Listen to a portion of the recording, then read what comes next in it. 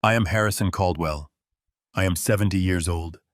I built a massive corporate empire from absolutely nothing, and I thought I had a family that respected my legacy. My son gifted me a luxury trip to Cambodia. "You deserve to relax, Dad," he told me, handing me a first-class ticket. But less than 5 minutes after he drove away from the airport drop-off, a stranger grabbed my arm, his face pale and shaking. "Do not get on that plane," he whispered. "I just heard your son on the phone, and if you get on that flight, your life is over." I froze, and what he said next shattered my entire reality. If you are watching this, take a deep breath. The betrayal I uncovered that day will make you question everyone you trust. Please hit the like button and subscribe to the channel and tell me where you are watching from in the comments. The loud screech of my heavy luggage wheels echoed against the high glass ceilings of Denver International Airport. It was a crisp, bright Tuesday morning. It was exactly the kind of day that makes you feel alive and full of purpose.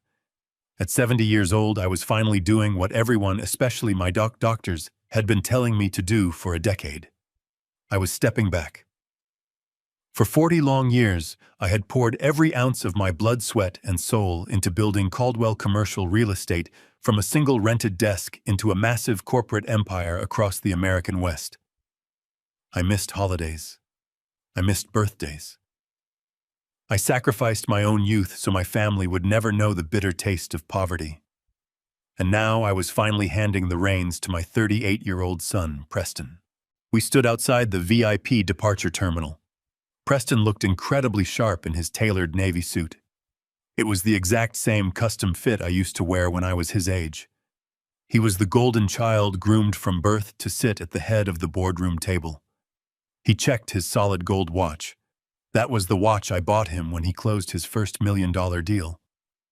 Then he smiled broadly and handed me a thick, glossy travel itinerary bound in a beautiful leather folder. "3 weeks completely off the grid," Dad Preston said. His voice was full of warmth and confidence. "No cell service, no board meetings, no emergency emails.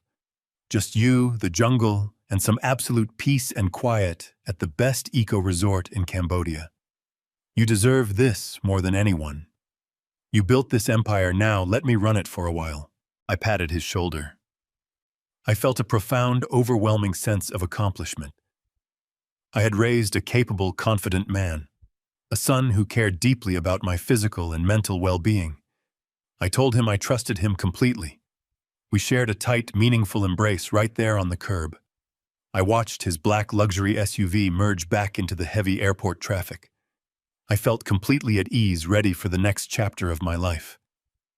I turned around, gripped the leather handle of my suitcase, and walked toward the sliding glass doors to check in for my international flight. That was the exact moment my perfect, comfortable reality shattered into a million sharp pieces. "Excuse me, sir?" "Wait." A hand clamped down hard on my forearm. The grip was unusually tight, almost desperate.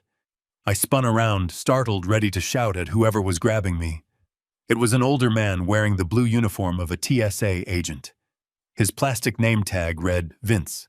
He looked to be around my age, maybe in his late 50s or early 60s.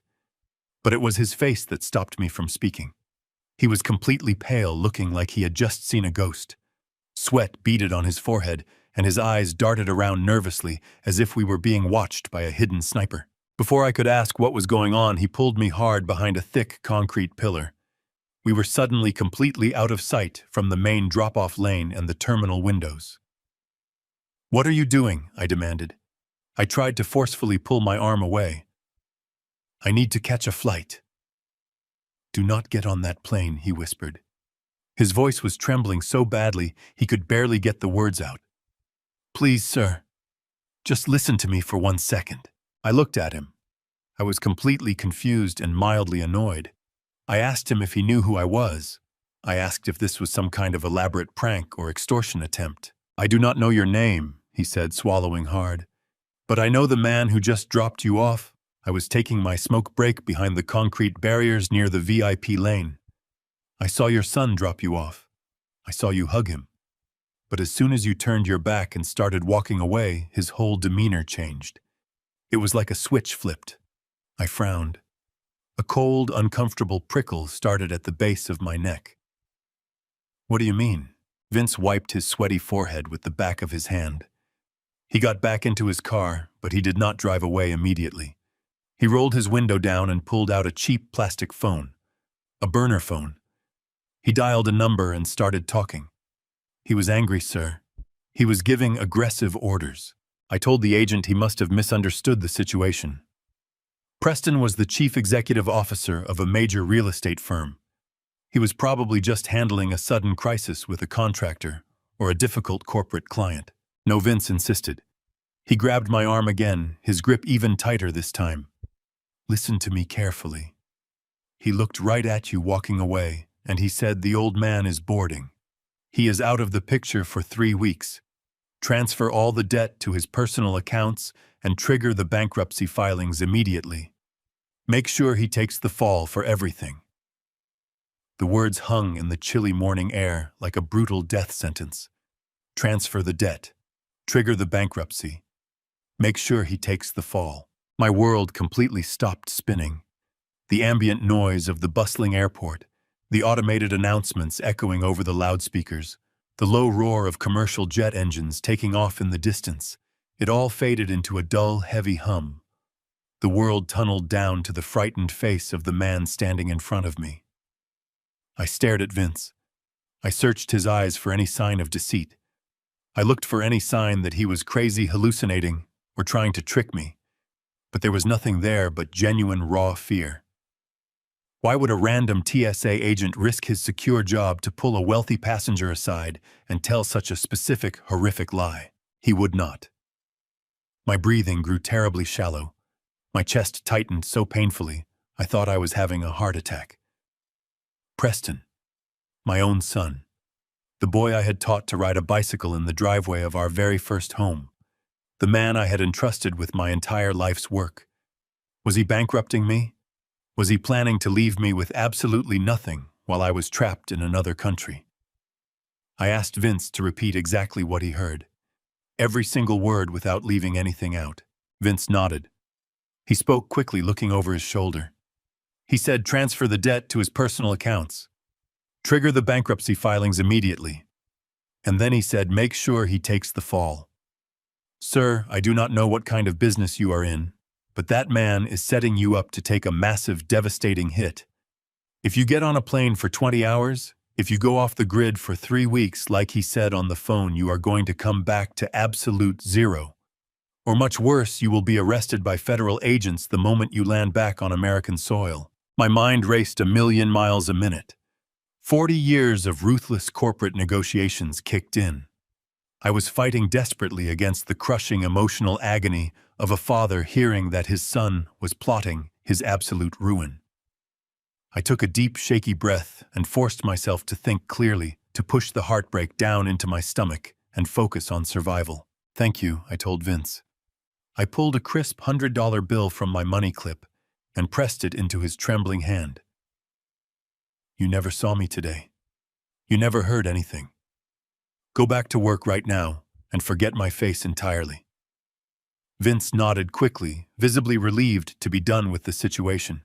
He took the money, turned around, and slipped quietly away into the crowded airport terminal, leaving me entirely alone. I stood frozen behind the pillar.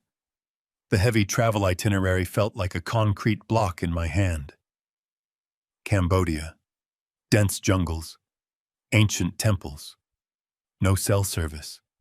No internet access. It was not a generous, loving vacation from a grateful son. It was an isolation chamber.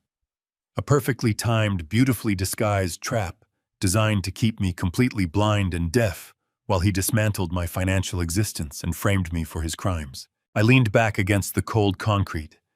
My chest heaved up and down. I felt a sudden sharp pain in my heart. It was the kind of pain that comes from a betrayal so deep it physically breaks something inside of you forever. But then the blinding grief began to burn away. It was swiftly replaced by a familiar, icy calculation. I had stared down ruthless corporate raiders. I had survived market crashes that wiped out men half my age. I did not survive 40 years in the brutal cutthroat world of commercial real estate by being a naive victim. If my own flesh and blood thought I was just some clueless old man, he could toss into the garbage he was about to learn a very painful, very permanent lesson. I needed absolute proof before I tore my family apart.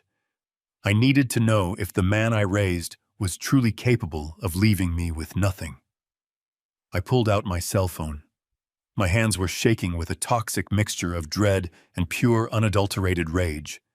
I prepared to make the call that would test the waters of this incredible deception. I pushed myself off the cold concrete pillar,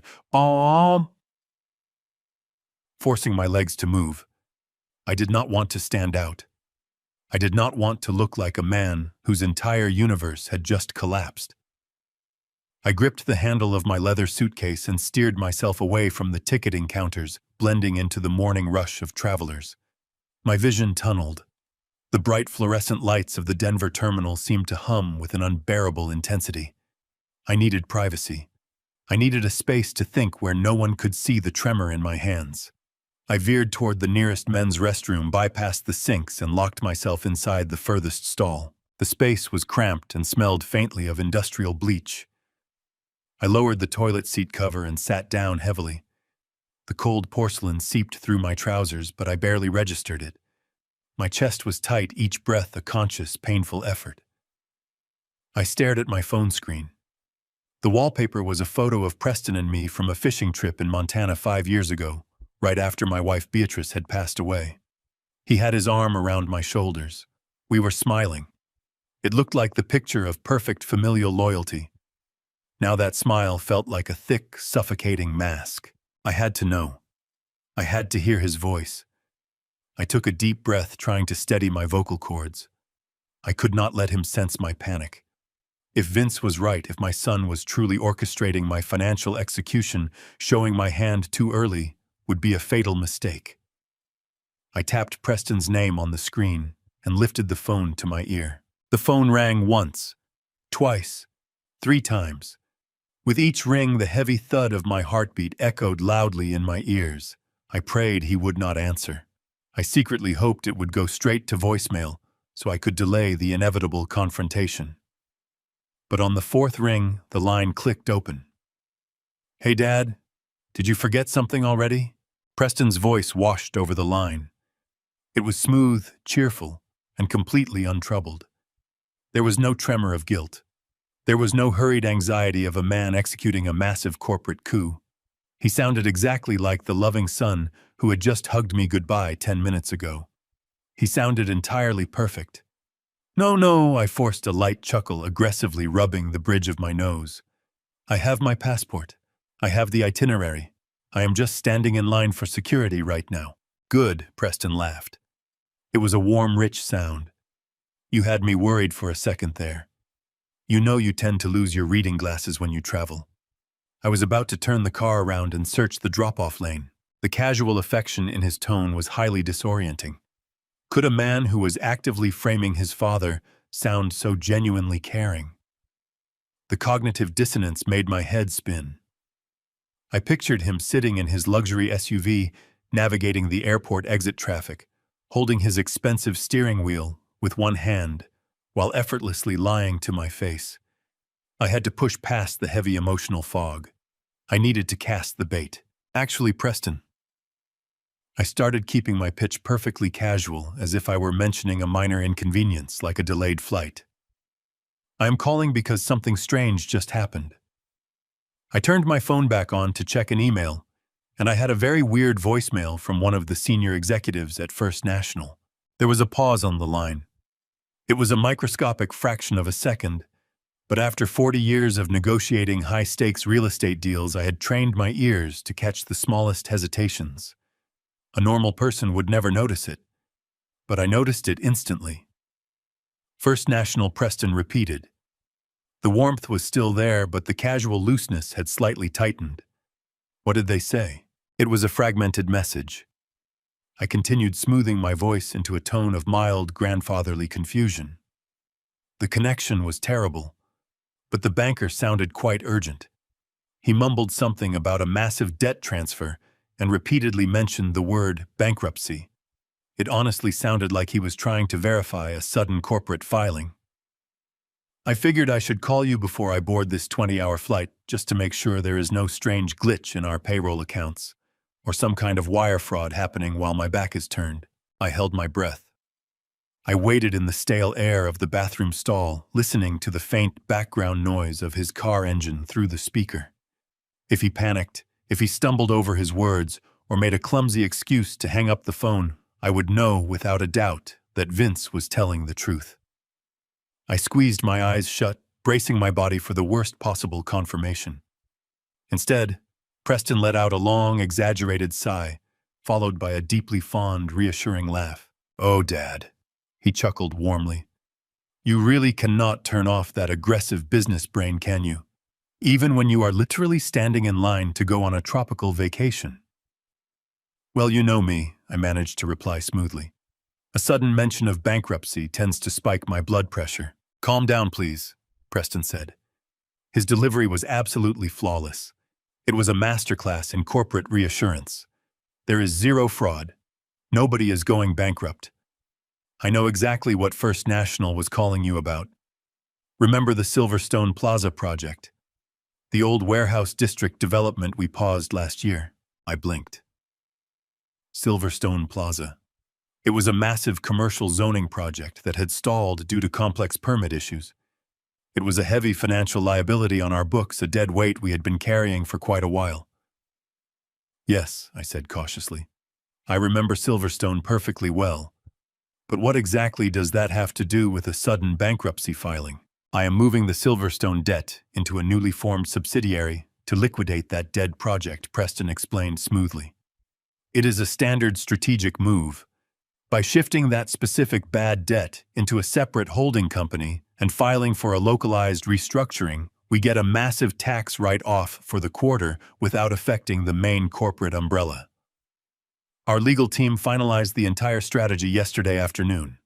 First National was probably just calling to confirm the automated transfer protocols before they processed the final subsidiary paperwork. His explanation was incredibly coherent. It was legally sound.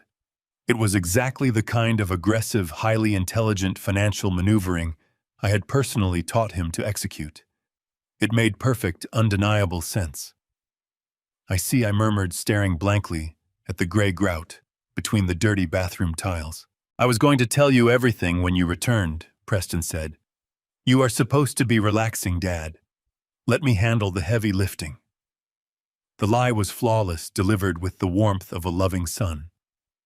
The line went dead. I sat alone in the silent bathroom stall, the phone still pressed firmly against my ear. I almost believed his perfect explanation, but then I somehow just knew. I lowered the phone from my ear and stared at the dark screen. My heart was hammering violently against my ribs, echoing the sheer magnitude of the emotional devastation I was processing in real time inside this cold restroom. The bathroom stall was completely silent, save for the rhythmic dripping of a faulty faucet somewhere down the row. My reflection in the stainless steel dispenser looked pale and drawn. Preston had sounded so incredibly convincing. He had used the exact corporate jargon I had drilled into him for years. He had maintained a perfect, steady cadence. If I had been anyone else, I would have walked out of this restroom, boarded that flight, and comfortably sipped champagne for the next 20 hours. But I was not anyone else. I was the man who built the company he was currently running. And my son had made one fatal, careless mistake. Silverstone Plaza was not a dead-weight project waiting for a strategic tax write-off. Silverstone Plaza had been fully and finally liquidated 4 months ago. I knew this for an absolute fact because I had personally signed the closing documents before handing the daily operations over to him. I had negotiated the final sale of that specific acreage to a logistics firm in late February. The funds from that sale had already cleared and been thoroughly documented in our quarterly earnings report. There was absolutely no debt left to transfer. There was no subsidiary required. My son had just lied to my face with the practiced ease of a seasoned predator. He had taken a piece of real estate history and twisted it into a convenient shield, assuming my memory was fading with my age. assuming I was truly the clueless old man that TSA agent had overheard him mocking. The cold, heavy knot in my stomach tightened until it felt like a solid block of ice. The betrayal was no longer a terrifying possibility whispered by a stranger. It was a tangible, undeniable reality. I needed to know how far the damage had already spread.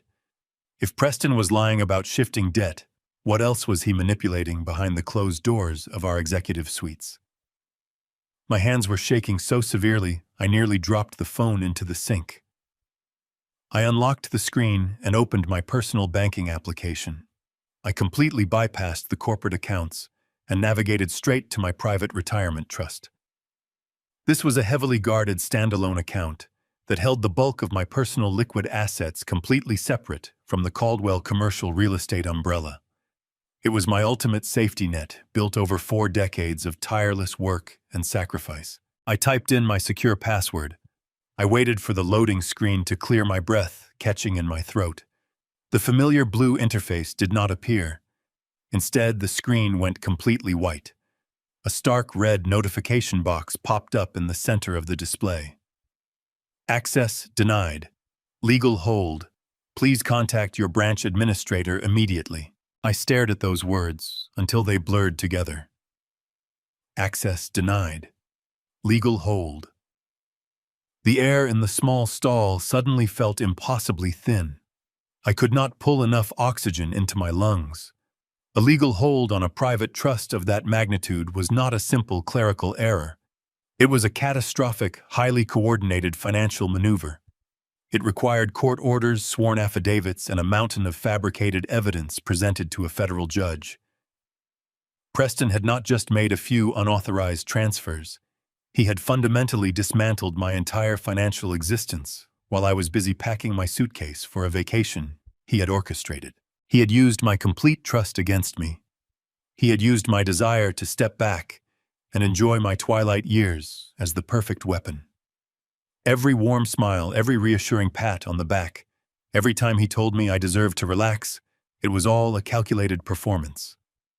He had been slowly poisoning the well, setting up the exact parameters needed to freeze my assets the moment I stepped out of the picture.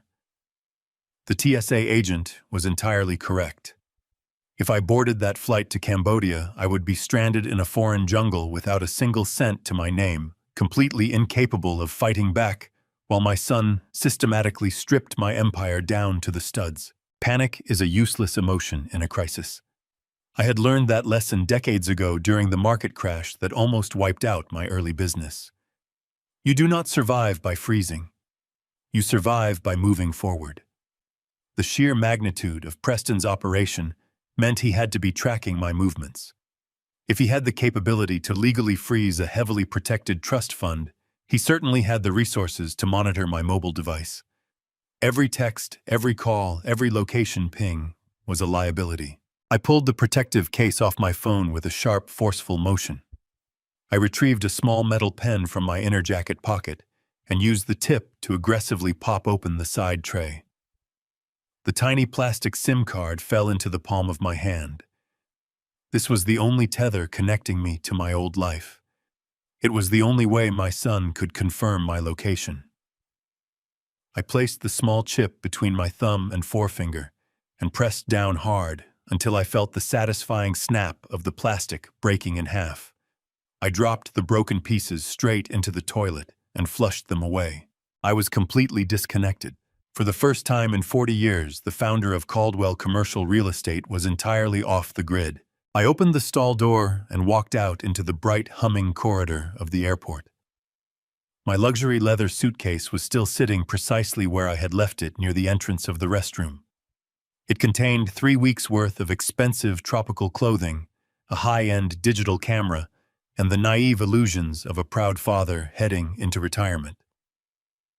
I did not even look at it. I walked straight past the luggage, leaving it abandoned on the polished tile floor. Luggage meant a predictable pattern of travel. I could not afford that. I merged into the dense crowd of morning travelers, keeping my head down, and my pace brisk but perfectly normal. I did not look back at the VIP terminal where my son had hugged me just 30 minutes prior. I pushed through the heavy revolving doors and stepped out into the crisp, biting air of the Colorado morning. The drop-off lanes were packed with idling taxis. I bypassed the transportation hub entirely. I walked down the concrete sidewalk, putting physical distance between myself and the terminal. I felt a strange sense of liberation mixed with profound grief. The man who woke up looking forward to a peaceful retirement was dead. My son made sure of that. But the ruthless builder who forged an empire from nothing was alive. I flagged down a passing cab, climbed into the back seat, and told the driver to take me directly toward the dusty, forgotten industrial outskirts of Denver. I was now officially a ghost, and now it was time to prepare for war. The taxi ride felt like a slow descent into a completely different dimension. For decades, my entire view of Denver consisted of sweeping skyline vistas from the tinted windows of a chauffeur-driven town car or the panoramic glass walls of my penthouse executive suite. Now, I was watching the glittering high-rises fade away, replaced by the crumbling brick facades, graffiti-covered alleyways, and rusted chain-link fences of the neglected industrial district.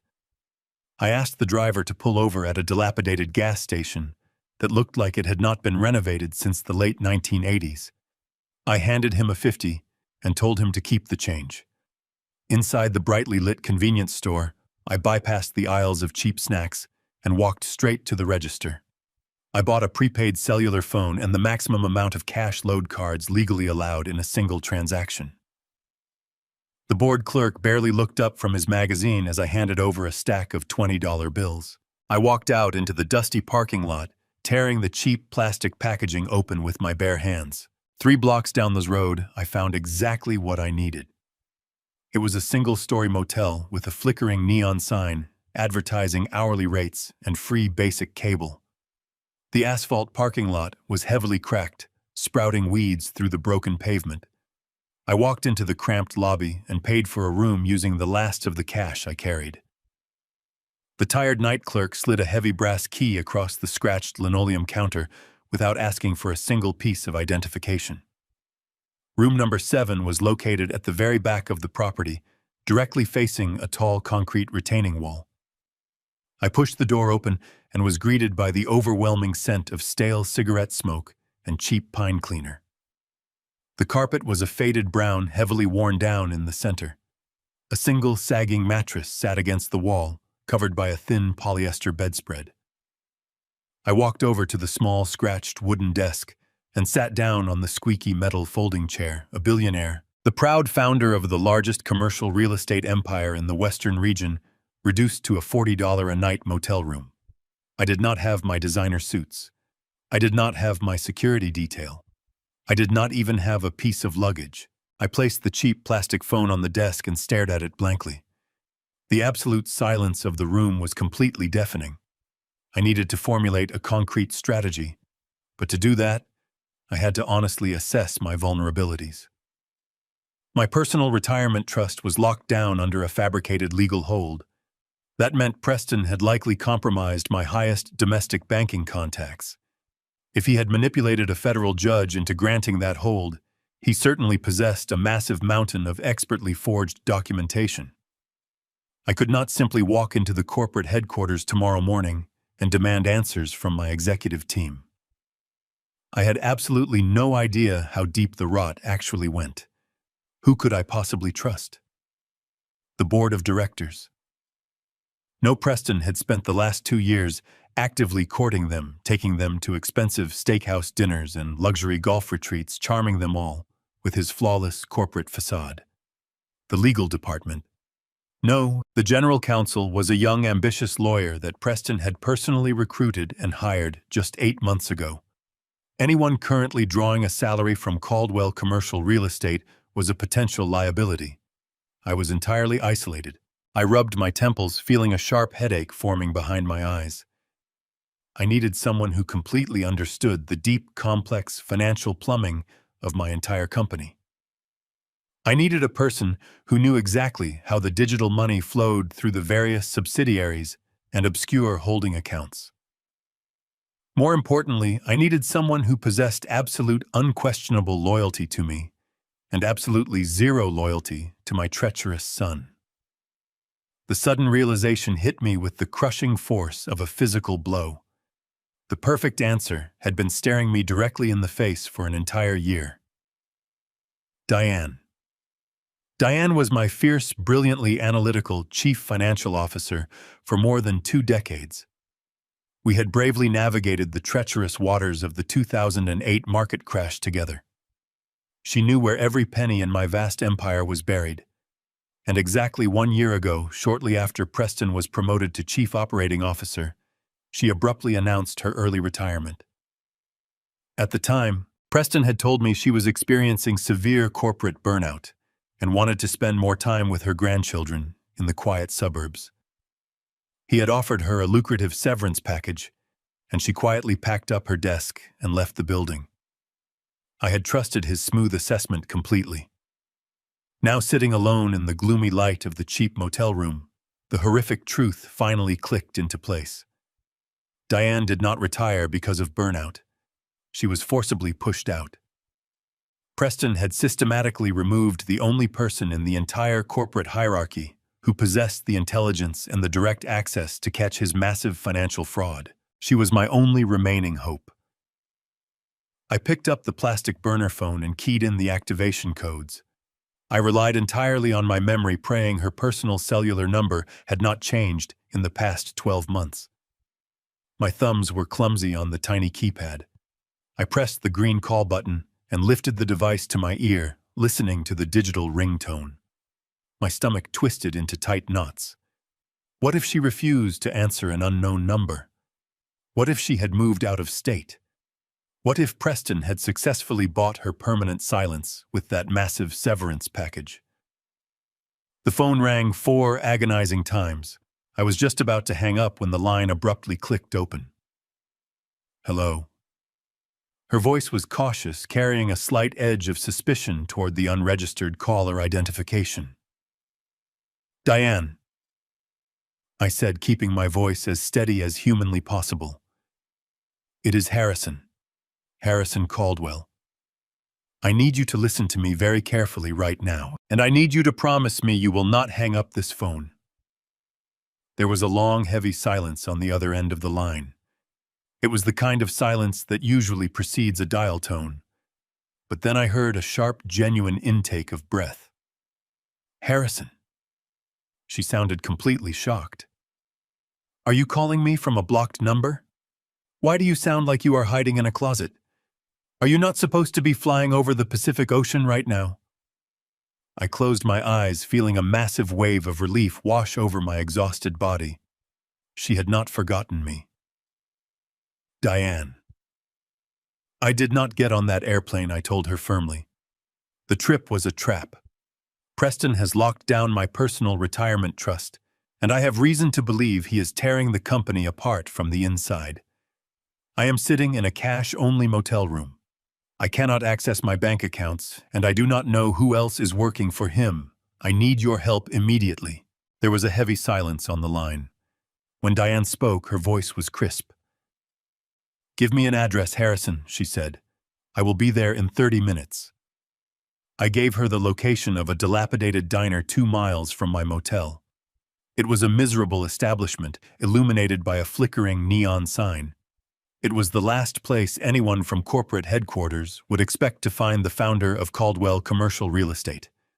I walked there in the biting cold and took a booth in the darkest corner. Exactly 28 minutes later, Diane walked in. She was not wearing her usual tailored business suits. She wore a simple dark trench coat, blending perfectly into the bleak surroundings. She slid into the torn vinyl booth across from me and placed a heavy canvas messenger bag on the table. We looked at each other in total silence. She took in my pale face and the sheer desperation I was trying to mask. I always knew this terrible day would come, she whispered softly. I just prayed I was wrong about him. I took a slow sip of my bitter coffee. You knew Preston was planning something malicious, I asked, feeling a sharp pang of betrayal. Diane shook her head quickly, her eyes full of intense regret. Not the specific details, Harrison. I did not know he would try to bankrupt you or freeze your personal assets, but I knew the company was being systematically hollowed out. A year ago, right after you officially promoted him, Preston brought in an outside technology firm. He claimed it was a routine security upgrade, but the people leading the project were brought in entirely by Monica. Monica, I repeated, feeling a violent surge of disgust. My daughter-in-law was a prominent socialite. She had absolutely no business interfering with the digital architecture of my real estate empire. Yes, Monica Diane confirmed, leaning closer. She played the innocent wife, but she directed the entire tech team. Within 3 weeks, they had completely walled off the executive financial ledgers.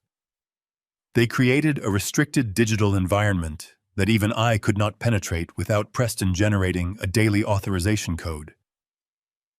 When I started demanding answers, Preston called me into his office.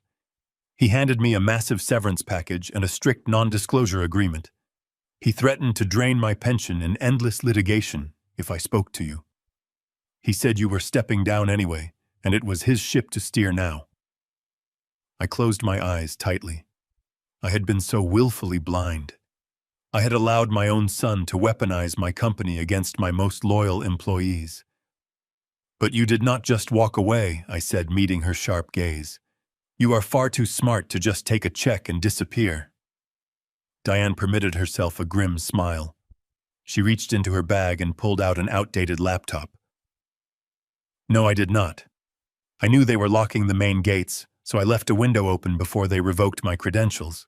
I buried a ghost account deep inside the legacy code of the Human Resources portal. It is a digital backdoor that bypasses the central financial dashboard entirely. It gives us raw data streams enough to see the money moving. She powered on the thick plastic laptop. It hummed loudly. She pulled a mobile hotspot from her pocket and connected the machine. The tension in the booth was thick. I watched her type in complex code. After 3 agonizing minutes, the interface suddenly flashed green. We are firmly in, she whispered, turning the screen toward me. The display was filled with endless columns of financial spreadsheets. This was the raw, bleeding heartbeat of the company. Diane began filtering the massive amounts of data with practiced precision. Look right here, she pointed to a massive cluster of outgoing wire transfers. Preston restricted access to the vendor names, but look at the sheer volume. This is a catastrophic hemorrhage of liquid cash. Millions of dollars are being falsely categorized as consulting fees and material acquisitions for projects that have been closed for months. I stared at the numbers. $700,000. $1.2 million, $3 million. It was a relentless waterfall of wealth pouring out of the accounts I had spent my life building. Where is it going? I asked, my voice dropping to a harsh whisper. Can you trace the destination routing numbers? Diane shook her head in frustration. No. The digital trail hits a heavily encrypted firewall right after the funds clear the primary holding accounts. Whatever shadow firm Monica hired, they knew exactly how to scrub a digital footprint permanently. To federal regulators, this just looks like standard corporate bloat. We cannot prove fraud with just this raw data alone. I leaned back against the vinyl seat. The situation felt completely hopeless. If we could not trace the money, we could not legally prove Preston was intentionally sabotaging the empire. He would simply claim poor management right off the losses and walk away clean while I took the fall for the bankruptcy. But we do not need to trace it digitally. Diane suddenly said, her voice dropping to a conspiratorial whisper. Monica is incredibly arrogant, Harrison, but she is also deeply paranoid. She does not trust digital encryption alone. When they forced me out, I accidentally intercepted an email from her private architect. I frowned, completely confused. What does her private architect have to do with missing corporate funds? Monica requested the immediate installation of a military-grade biometric floor safe, Diane explained with urgency. She insisted it had to be large enough to hold physical property deeds and financial ledgers. She keeps hard copies of absolutely everything, Harrison. She wants the physical leverage in her own hands, just in case the digital system ever fails her. If we want to find out exactly where your $40 million went and exactly how they are framing you, we need the contents of that physical safe. My heart began to pound a furious rhythm against my ribs. Where exactly did she install this biometric safe? Diane took a deep breath, delivering the devastating blow. She installed it in the primary master suite of the main estate. The blood completely drained from my face. The main estate. She was talking about my own home, the sprawling mansion in the prestigious Cherry Creek neighborhood. 6 months ago, Preston had convinced me to let him and Monica move into the main house while their own property was supposedly undergoing black mold remediation. I had generously moved myself into the guest wing, completely oblivious to their true intentions. Now I realized the entire renovation story was just another calculated lie designed to get Monica directly inside my home to establish her base of operations. "You are telling me," I said, my voice shaking with a dangerous fury, "that the evidence I need to save my company and my freedom is locked inside a safe, sitting in the middle of my own bedroom, while the two people trying to destroy me are currently sleeping in my bed?" Diane nodded slowly, her expression grim and resolute. I left Diane at the diner, promising to call the moment I had the documents. The drive back to Cherry Creek took 40 minutes. It was 2 o'clock in the morning. A thick fog swallowed the streetlights, wrapping the sprawling estates in gray mist. I parked my rented sedan 3 blocks away, tucking it behind dense hedges. I approached the wrought iron gates of my property. It was deeply unsettling to approach the home I had built from the ground up as if I were a burglar. Preston overhauled the perimeter security system 3 months ago. He explained the new sensors would provide peace of mind. He was right, assuming I would never bypass it. But my son underestimated my meticulous nature. When contractors installed the central control panel, I secretly requested master override codes from the lead technician. Preston never knew those codes existed. I approached the digital keypad hidden behind a stone pillar near the side gate. I punched in the sequence. The green indicator light flashed silently. The magnetic lock disengaged. I stepped onto the manicured grounds of my estate. The towering silhouette of the mansion loomed ahead in the fog. Every window was dark. The house was completely silent. I moved cautiously across the damp grass, avoiding the gravel pathways, to eliminate any crunching sounds. I made my way to the heavy French doors leading into the conservatory. I pulled a specialized electronic key card from my wallet. This was my personal access card coded to the highest clearance level of the old security framework. I prayed Monica had not wiped my legacy credentials from the interior deadbolts.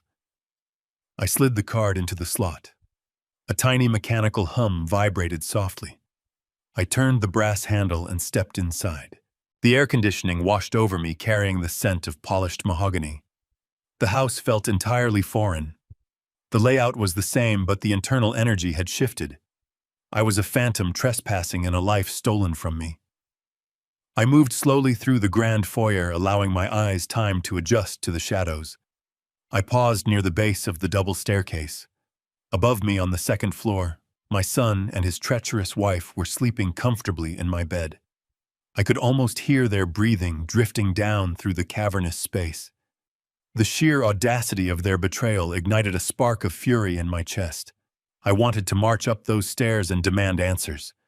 But unleashing my rage without evidence was exactly what they were counting on. I forced myself to focus on the mission. I turned sharply and walked silently down the long carpeted hallway toward the west wing. This area used to be my private study. When Monica moved in, she immediately claimed the space, gutting my antique oak bookshelves and replacing them with modern glass fixtures. It was now her command center. The heavy door to her renovated home office was firmly closed. I pressed my ear against the cool wood, listening intently for any faint sign of movement. Absolute, terrifying silence. I gently turned the brass knob and pushed the door open. The room was bathed in the pale light of the moon, filtering through the tall, arched windows. The transformation of my beloved study was visually jarring.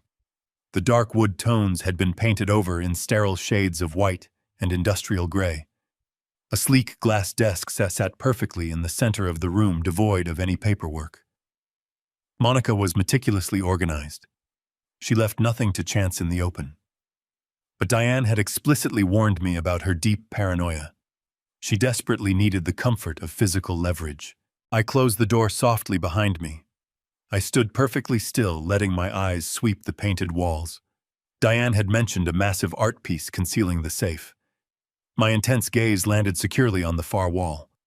Where my prized collection of first-edition architectural texts used to sit there was now a gigantic abstract painting. It was a chaotic clash of black and dark red brushstrokes that looked out of place against the sterile walls. It was the only item in the entire room that could possibly conceal a military-grade vault. I crossed the room quickly, my footsteps muffled by the plush carpet. I stopped directly in front of the massive painting. It was heavy, framed in thick brushed steel. I carefully ran my index fingers along the bottom edge of the frame, searching desperately for a hidden latch. My fingertips brushed gently against a small, recessed button hidden perfectly in the bottom right corner. I took a deep, shaky breath, physically steeling myself for what I was about to find. I firmly pressed the button. There was a sharp hydraulic hiss. The massive painting slid smoothly to the left on a cleverly concealed motorized track. My breath caught sharply in my throat. Embedded directly into the heavily reinforced drywall was a gleaming state-of-the-art biometric safe. It was significantly larger than I had anticipated. The heavy steel door was finished in a dull matte black, featuring a complex digital keypad, an advanced retinal scanner, and a highly sensitive fingerprint reader. It looked like something pulled directly out of a high-security government facility. This was the beating heart of the beast. This vault held the detailed blueprint of my financial execution. The physical ledgers, the forged bankruptcy filings, the offshore shadow accounts. Everything Preston and Monica were actively using to dismantle my legacy was sitting right in front of me, locked securely behind 2 thick inches of solid titanium. I stared intensely at the blinking red light of the biometric scanner. Diane had told me about the safe, but neither of us had formulated a plan for bypassing a physical biometric lock. It specifically required Monica's biological data, something I did not possess. A freezing wave of despair threatened to wash over me. Had I risked everything, broken into my own home, sneaked past my betrayers only to be stopped by a piece of reinforced steel? I placed my hands flat against the cold metal door, searching frantically for any possible physical weakness. I closed my eyes tightly and forced my rising panic down. I had to think logically. I had to remember everything I knew about my daughter-in-law. Monica was terribly paranoid, but she was also deeply vain and predictable. She demanded absolute control over her environment. She would never trust a digital machine entirely. She would always insist on a physical master override key in case the electronics ever failed her. I dropped to my knees, running my hands frantically across the underside of the heavy glass desk. Absolutely nothing. I checked the sleek filing cabinets, pulling the drawers open and feeling deep behind the tracks. Nothing. The digital clock read exactly 2:45 in the morning. Time was rapidly running out. Every second I remained in this house increased the chances of being discovered. If Preston woke up, if the motion sensors caught a passing shadow, my plan would be destroyed. I stood back up and stared at the imposing safe. I needed to find her master key. I needed to find it now. I stared at the black steel door of the biometric vault, my mind racing. I could not search this room for a physical key. It would take hours, and I had mere minutes. I forced my breathing to slow down. I had to think like the man who built this estate. When I constructed this mansion, I employed a specialized security firm to install the internal network. I had demanded a universal analog override for every electronic lock in the house, a deeply embedded numerical sequence that bypassed all biometric scans. It was a fail-safe for catastrophic power failures. Monica had completely renovated the office and upgraded the software, but the physical safe was hardwired directly into the original structural grid of the house. If she used the estate's primary security contractor, the foundational override code might still be active. It was a gamble, but it was my only option.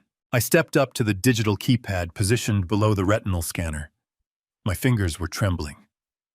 I took a deep breath and began to punch in the sequence. It was a complex 14-digit code based on the exact coordinates of my first commercial property combined with Beatrice's birth date. I pressed the final number and held my breath. For 3 agonizing seconds, nothing happened. The red scanner light continued to blink. My heart sank. But then a sharp metallic click echoed loudly. The blinking red light turned solid green.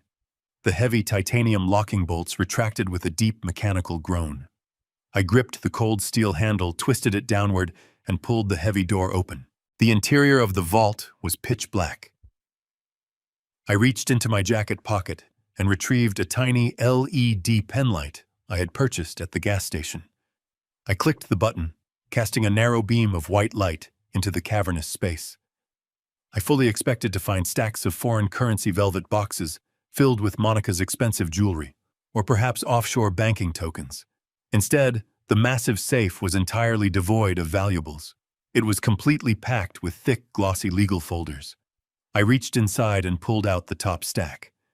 The folders were heavy bound with thick rubber bands and marked with complex alphanumeric codes. I carried the heavy stack over to the glass desk, moving as quietly as a ghost, and laid them out under the pale moonlight streaming through the tall windows. I opened the first folder. It was a comprehensive commercial loan agreement. The thick paper felt completely unnatural against my cold skin. I scanned the top of the document.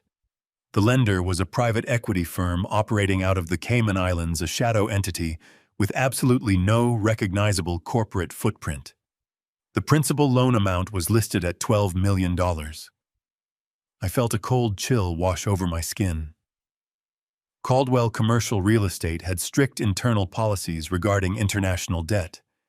We exclusively used domestic banking partners for our major developments. I flipped rapidly through the thick pages of dense legal jargon, my eyes scanning the heavily redacted clauses. This was not a standard corporate loan.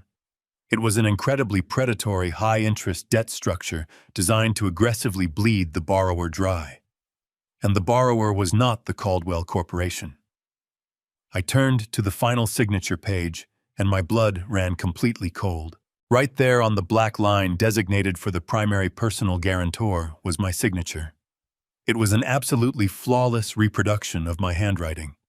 The distinct loop of the letter H, the sharp, aggressive slant of my last name. It was an absolutely flawless and perfect replication. But I had definitely never seen this complex document in my entire life. My hands began to shake with a violent, uncontrollable energy. I opened the second folder. It was another loan agreement, this one from a different shadow firm based in Panama, for a staggering $18 million. Again, my signature was perfectly forged on the bottom line, personally guaranteeing the entire massive debt. I frantically tore through the rest of the folders. There were dozens of them. Exactly 20 million, 15 million, 10 million.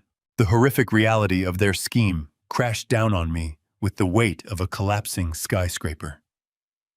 Preston and Monica were not just skimming money off the top of my company.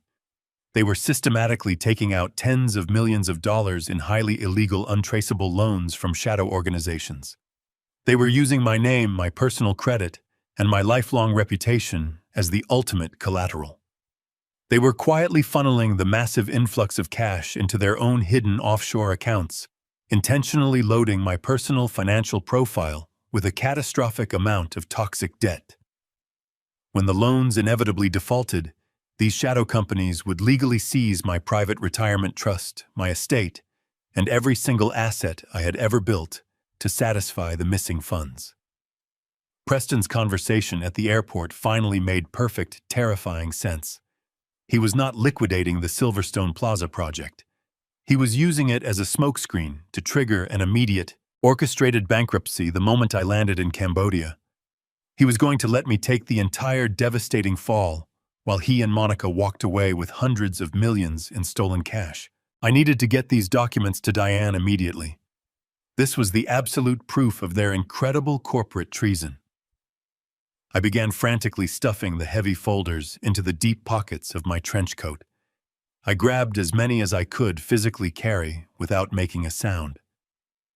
Just as I reached for the final stack of forged agreements, a sudden noise shattered the silence of the house. It was the distinct heavy creak of a wooden floorboard groaning under pressure. The sound came directly from the ceiling right above my head. Someone was awake.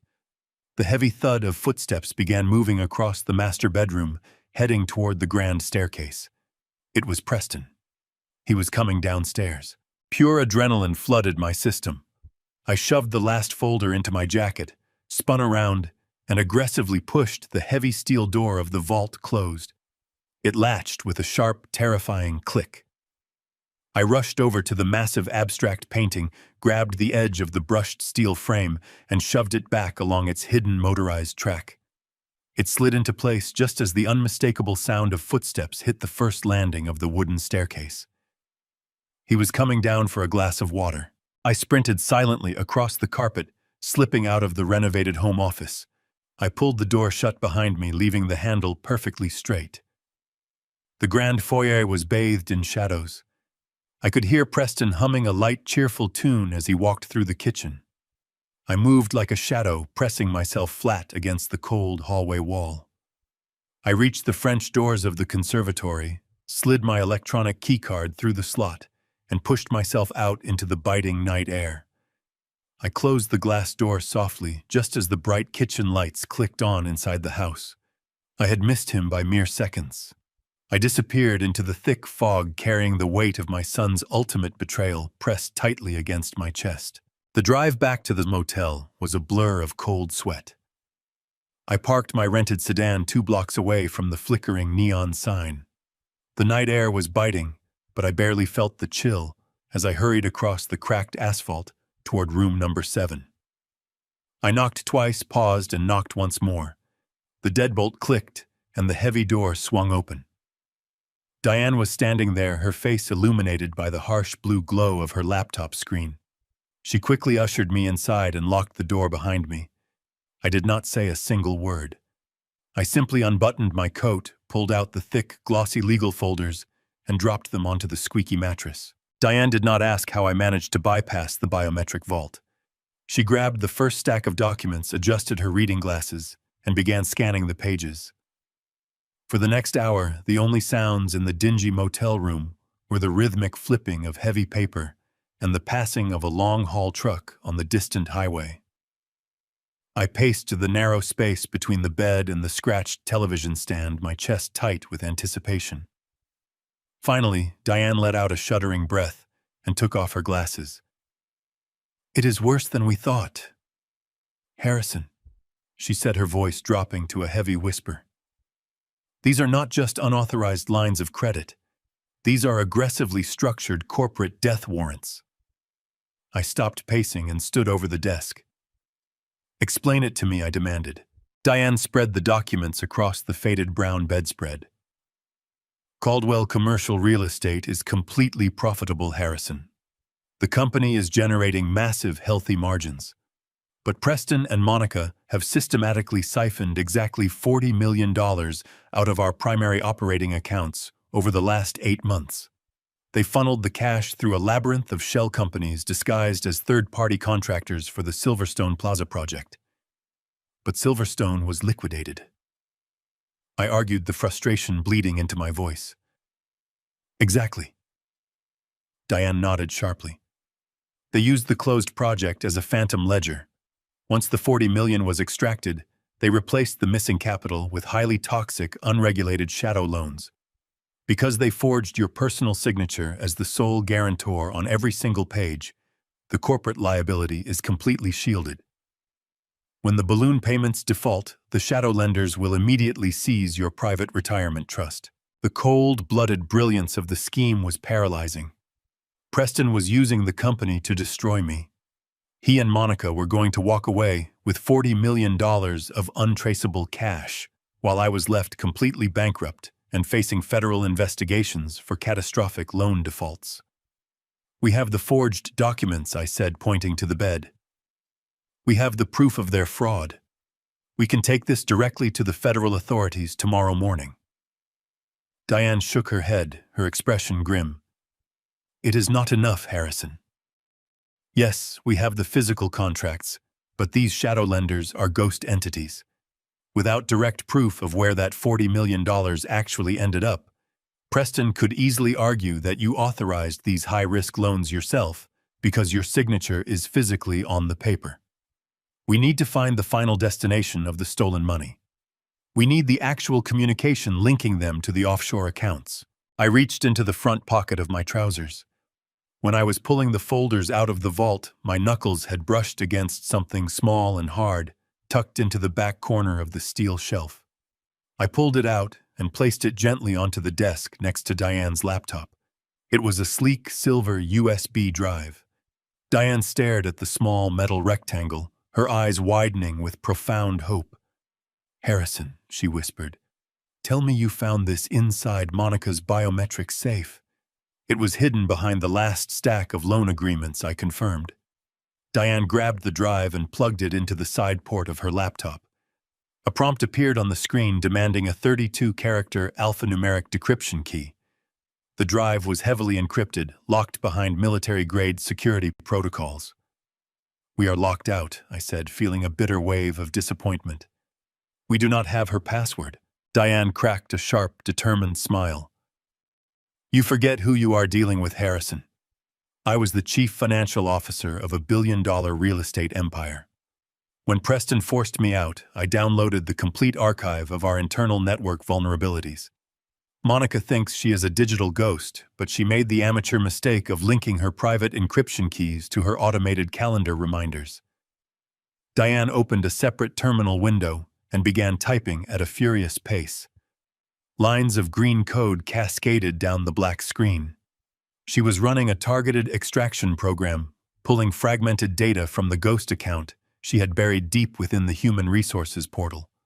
She cross-referenced the encrypted drive against Monica's archived digital footprint, looking for the microscopic flaws in her perfect security wall. For 20 agonizing minutes, the motel room was filled with the frantic clicking of laptop keys. I watched the screen, holding my breath. Suddenly, the laptop emitted a soft, high-pitched chime. The black terminal window vanished. The desktop flickered, and a massive directory of carefully organized folders populated the screen. We were in. Diane clicked on the first folder labeled Offshore Communications. The screen filled with hundreds of highly sensitive, unredacted email chains. These were private, direct communications between Monica and the anonymous brokers managing the shadow entities in Panama and the Cayman Islands. I leaned over Diane's shoulder, my eyes scanning the harsh, undeniable truth of my family's betrayal. The emails detailed the exact routing numbers, the specific wire transfer protocols, and the complex digital washing mechanisms they used to clean the stolen $40 million. But it was the arrogant tone of Monica's messages that ignited a roaring inferno of pure rage inside my chest. I read a message she had sent to her offshore broker just 3 days ago. The subject line simply read, "The final phase. The old man suspects absolutely nothing," the email read. "He is obsessed with his legacy." Preston booked him a 3-week trip to Cambodia. The moment his flight leaves the tarmac, trigger the default clauses on the Panamanian loans. The asset freeze should hit his private trust before he even lands. By the time he figures out how to make an international phone call, his entire empire will legally belong to us, and the $40 million will be permanently secured in the Cayman accounts. He is going to die completely broke. I stared at the glowing screen, reading the words until they burned into my retinas. The sheer cruelty, the absolute lack of any human empathy or familial loyalty was staggering. They wanted to strip away my dignity and leave me rotting in total poverty. Diane slowly closed the laptop screen. She looked up at me, her eyes reflecting the fierce anger currently boiling inside my veins. "We have everything, Harrison," she said, her voice trembling. "We have the location of the stolen $40 million. I slowly smiled. "Now it is time to destroy them." Diane did not hesitate. She clicked out of the encrypted offshore email client and opened a new directory nested deep within the shadow drive. This folder was simply labeled with a random series of alphanumeric characters, but the contents were entirely transparent. It was a massive archive of exported chat logs from a secure, anonymous messaging application. Diane quickly ran a complex decryption script she had pulled from her Ghost account, and the scrambled text instantly reorganized itself into clear, highly readable conversations. She leaned closer to the monitor, her brow furrowed in deep concentration. "Harrison," she murmured, her voice tight with absolute disbelief. "You really need to read this immediately. The emails we just saw were only the logistical instructions for the offshore transfers. These private chat logs are the strategic blueprints." I pulled the squeaky metal folding chair closer to the scratched desk, pressing my shoulder firmly against hers, so I could clearly see the glowing text. The chat logs documented a constant daily dialogue between a user handle traced directly back to Monica's personal mobile device and a man identified only as Vargas. Diane ran a rapid background trace on the name using an external corporate database. Within a few seconds, a highly detailed profile appeared. Vargas was a severely corrupt disbarred attorney currently operating out of Panama City, known extensively in international financial circles for orchestrating aggressive corporate takeovers and laundering massive sums of illicit wealth. He was a professional ghost, a man who specifically specialized in making stolen money completely disappear.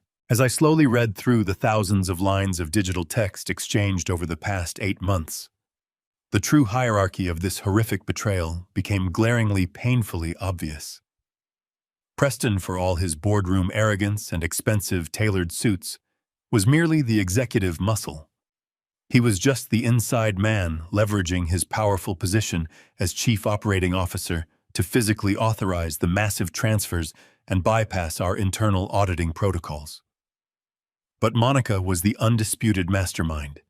She was the one actively pulling the strings, directing Vargas, and designing the incredibly complex labyrinth of shadow-holding companies.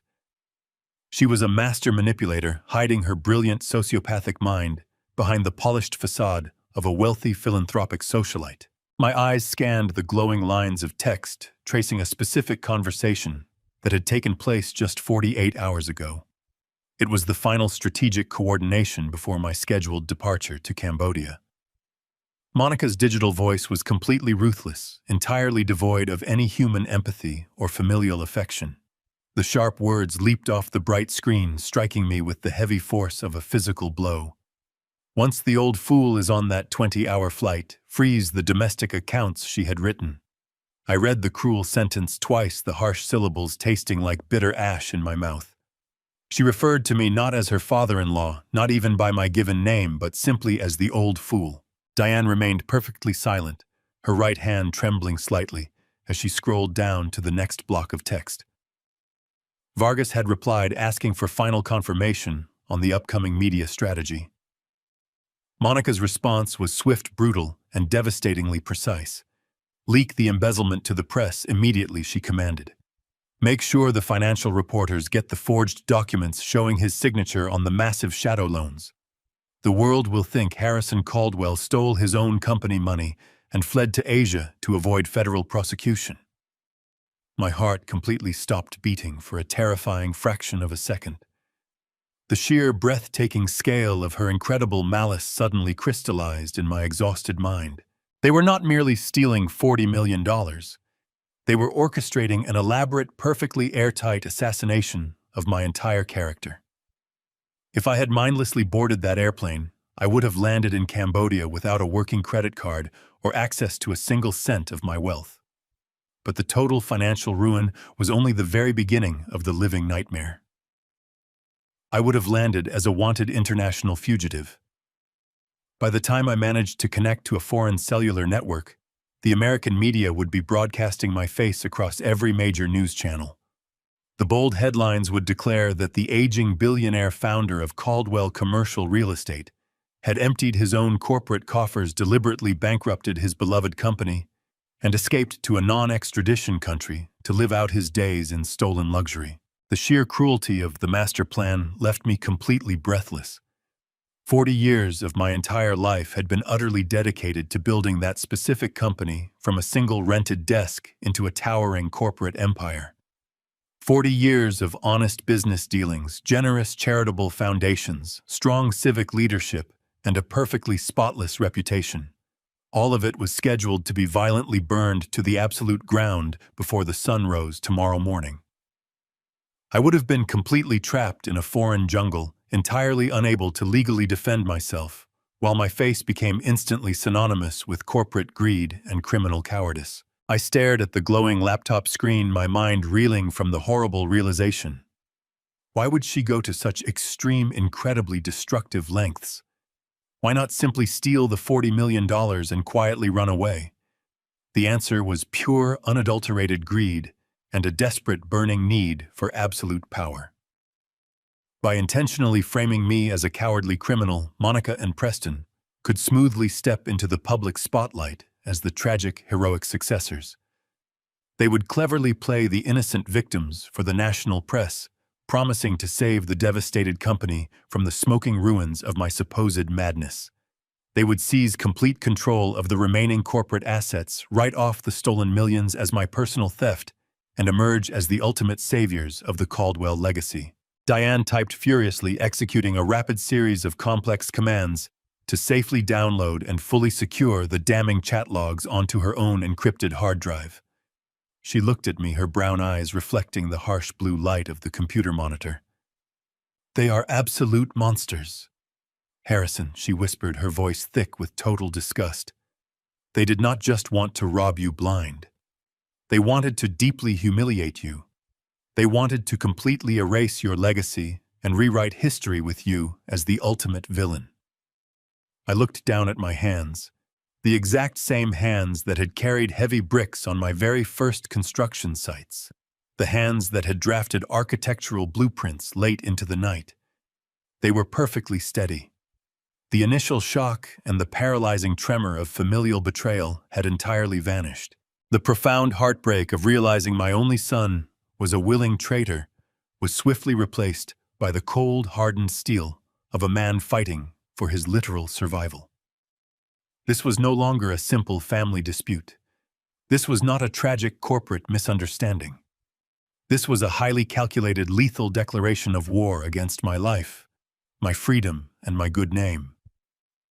I took a deep, centering breath, letting the freezing, stale air so completely fill my burning lungs. The heavy emotional fog completely cleared from my racing mind. I was completely ready to destroy them both, completely and entirely, right now. I watched Diane turn her attention back to the glowing screen. The harsh blue light illuminated the deep lines of concentration on her face. If we were going to utterly destroy them, we needed to understand the foundation of their entire operation. We had the chat logs, we had the forged loan agreements, but a massive piece of the puzzle was still missing.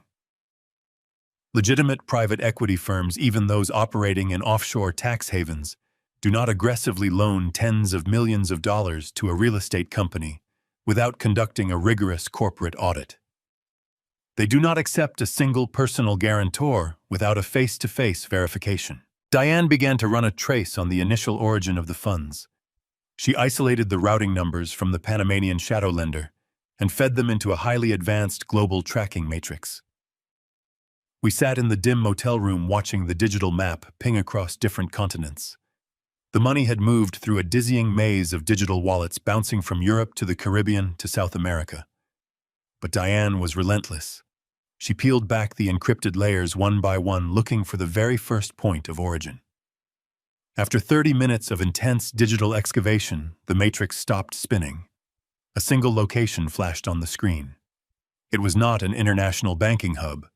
It was Las Vegas, Nevada. I stared at the blinking red dot on the map. Las Vegas made absolutely no sense in the context of international commercial real estate finance.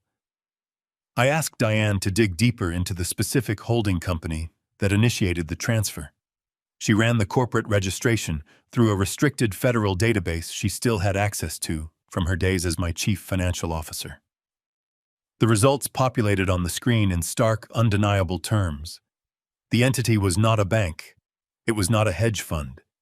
It was a known front for a highly organized, extremely violent underground credit syndicate. The air in the room suddenly felt 20 degrees colder. My son was not borrowing money from aggressive venture capitalists. He was taking tens of millions of dollars from a criminal cartel. The sheer magnitude of his stupidity was almost impossible to comprehend. I had raised a boy with every conceivable advantage. He had attended the finest business schools. He had inherited a seat at the executive table of a billion-dollar empire. There was absolutely no logical reason for him to seek financing from a murderous syndicate operating out of the Nevada desert. There has to be a motive, I told Diane, keeping my voice low and steady to mask the rising panic in my chest. Preston has access to legitimate capital. He has a massive corporate salary. He does not need shadow loans. Find out where his personal money went. Diane nodded and opened a new search window. She utilized the access codes we had pulled from Monica's decrypted files to bypass the security on Preston's private digital accounts. She began to dissect his financial history over the last 3 years. The picture that emerged was not one of a brilliant corporate strategist. It was the desperate, chaotic ledger of a severe gambling addict. Preston had not been managing the company during his frequent business trips to the West Coast. He had been spending weeks locked inside exclusive, unlisted underground casinos. Diane pulled up the transaction logs. My son had been hemorrhaging money at a terrifying rate. He was dropping hundreds of thousands of dollars on single hands of high-stakes poker. When his personal bank accounts ran dry, he turned to highly volatile cryptocurrency markets, desperately trying to win back his catastrophic losses. But the markets crashed. The digital coins he had heavily invested in lost their entire value practically overnight. Diane highlighted the final devastating sum at the bottom of the spreadsheet. Preston had lost exactly $20 million. He was completely broke. He had liquidated his own trust funds. He had secretly sold his shares of stock. He had absolutely nothing left. And he owed $20 million to a cartel that did not accept apologies or delayed payment plans.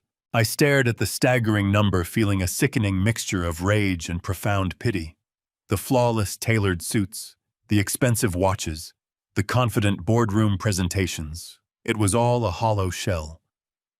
My son was a desperate, drowning man, completely suffocated by a mountain of illegal debt.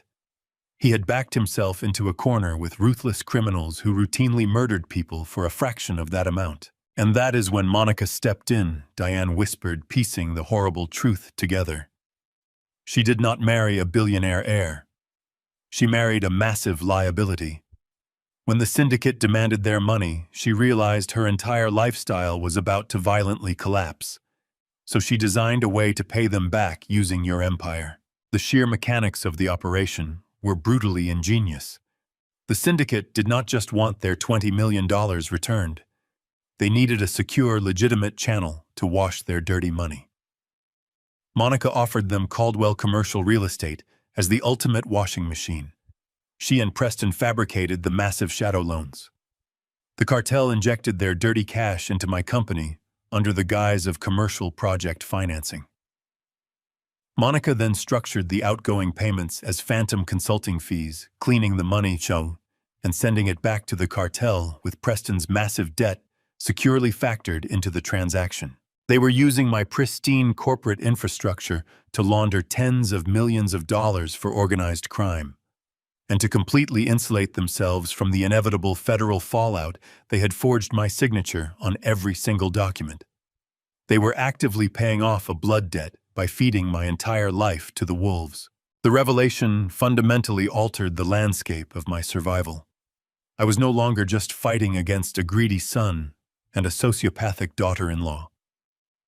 I was completely entangled in the crosshairs of a violent cartel. If I simply marched into a police station and reported the fraud, the syndicate would immediately realize their washing machine had been compromised. They would not wait for a lengthy federal trial. They would eliminate the loose ends. They would silence Preston, Monica, and me before the authorities could even file the initial indictments. "We cannot just hand this over to the federal authorities," Diane said, mirroring my exact thoughts. Her face was pale, reflecting the true danger of our situation. If the cartel senses an investigation, they will erase everyone involved. We are dealing with people who make corporate executives disappear permanently. She was absolutely right. The standard legal channels were entirely useless. A simple police report would be a literal death sentence. If I wanted to survive this, if I wanted to reclaim my company and protect my own life, I had to be infinitely smarter, faster, and more ruthless than the criminals currently operating inside my boardroom. I stood up from the squeaky metal chair and began pacing the short length of the motel room. The walls felt like they were closing in. I had 48 hours before the cartel triggered the massive loan defaults. I had 48 hours before the international media declared me a cowardly fugitive. I had 48 hours to dismantle an operation designed by a sociopath and funded by the mob. I stopped pacing and turned to face Diane. "We need to cut the head off the snake," I told her, my voice completely devoid of any remaining paternal affection. "We cannot go to the police and we cannot fight a cartel directly, but we can completely sever their access to the money. If we destroy the washing machine, Preston and Monica will have absolutely nothing left to offer them." Diane looked at me, her sharp mind already processing the logistical requirements of my terrifying proposal. "You want to sabotage your own company?" she asked, her voice a mixture of awe and fear. "I am going to burn their entire digital infrastructure to the ground," I replied, staring at the glowing laptop screen. "I am going to drain the holding accounts, erase the phantom ledgers, and completely vaporize their ability to transfer a single cent.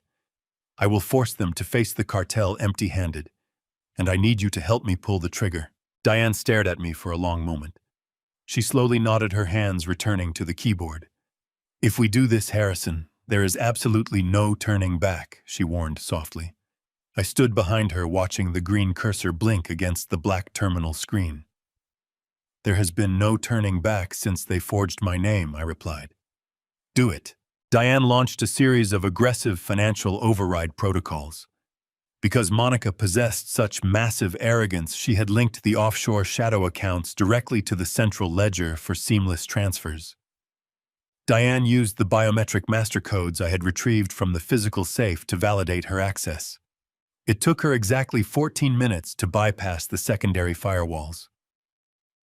"We are inside the Panamanian holding accounts," she announced, her fingers flying across the keys. "I am seeing the entire 40 million sitting in a volatile offshore trust." "Drain it," I commanded. "Reroute every single cent back into the primary corporate treasury.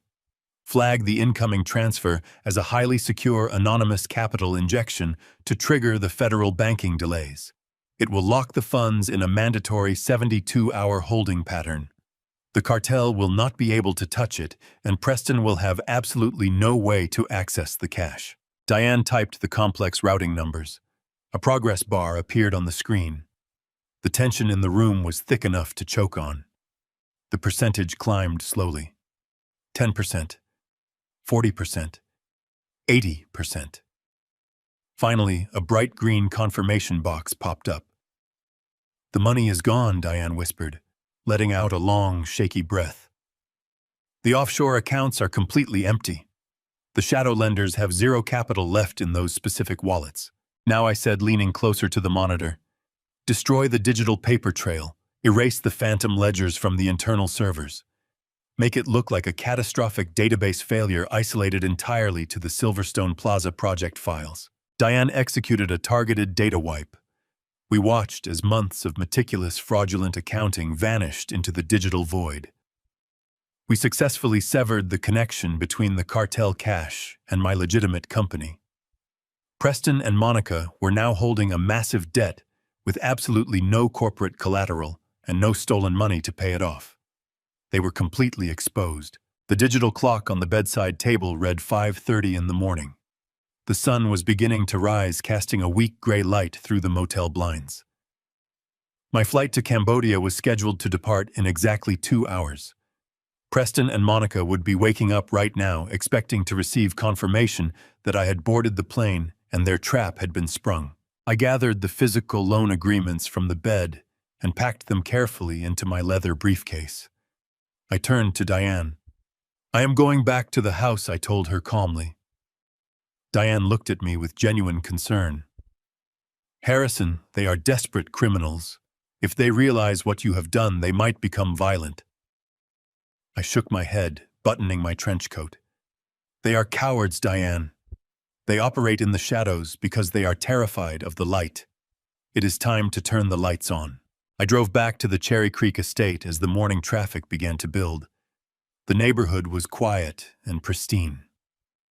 I parked my car directly in the circular driveway, abandoning any pretense of stealth. I walked up the marble steps and unlocked the massive front doors with my original brass key. The house smelled of fresh espresso. They were awake. I walked deliberately into the formal dining room. Preston and Monica were sitting at the long mahogany table. Preston was wearing a crisp white bathrobe, sipping his coffee while scrolling through a tablet. Monica was typing rapidly on her mobile phone, completely absorbed in her digital world.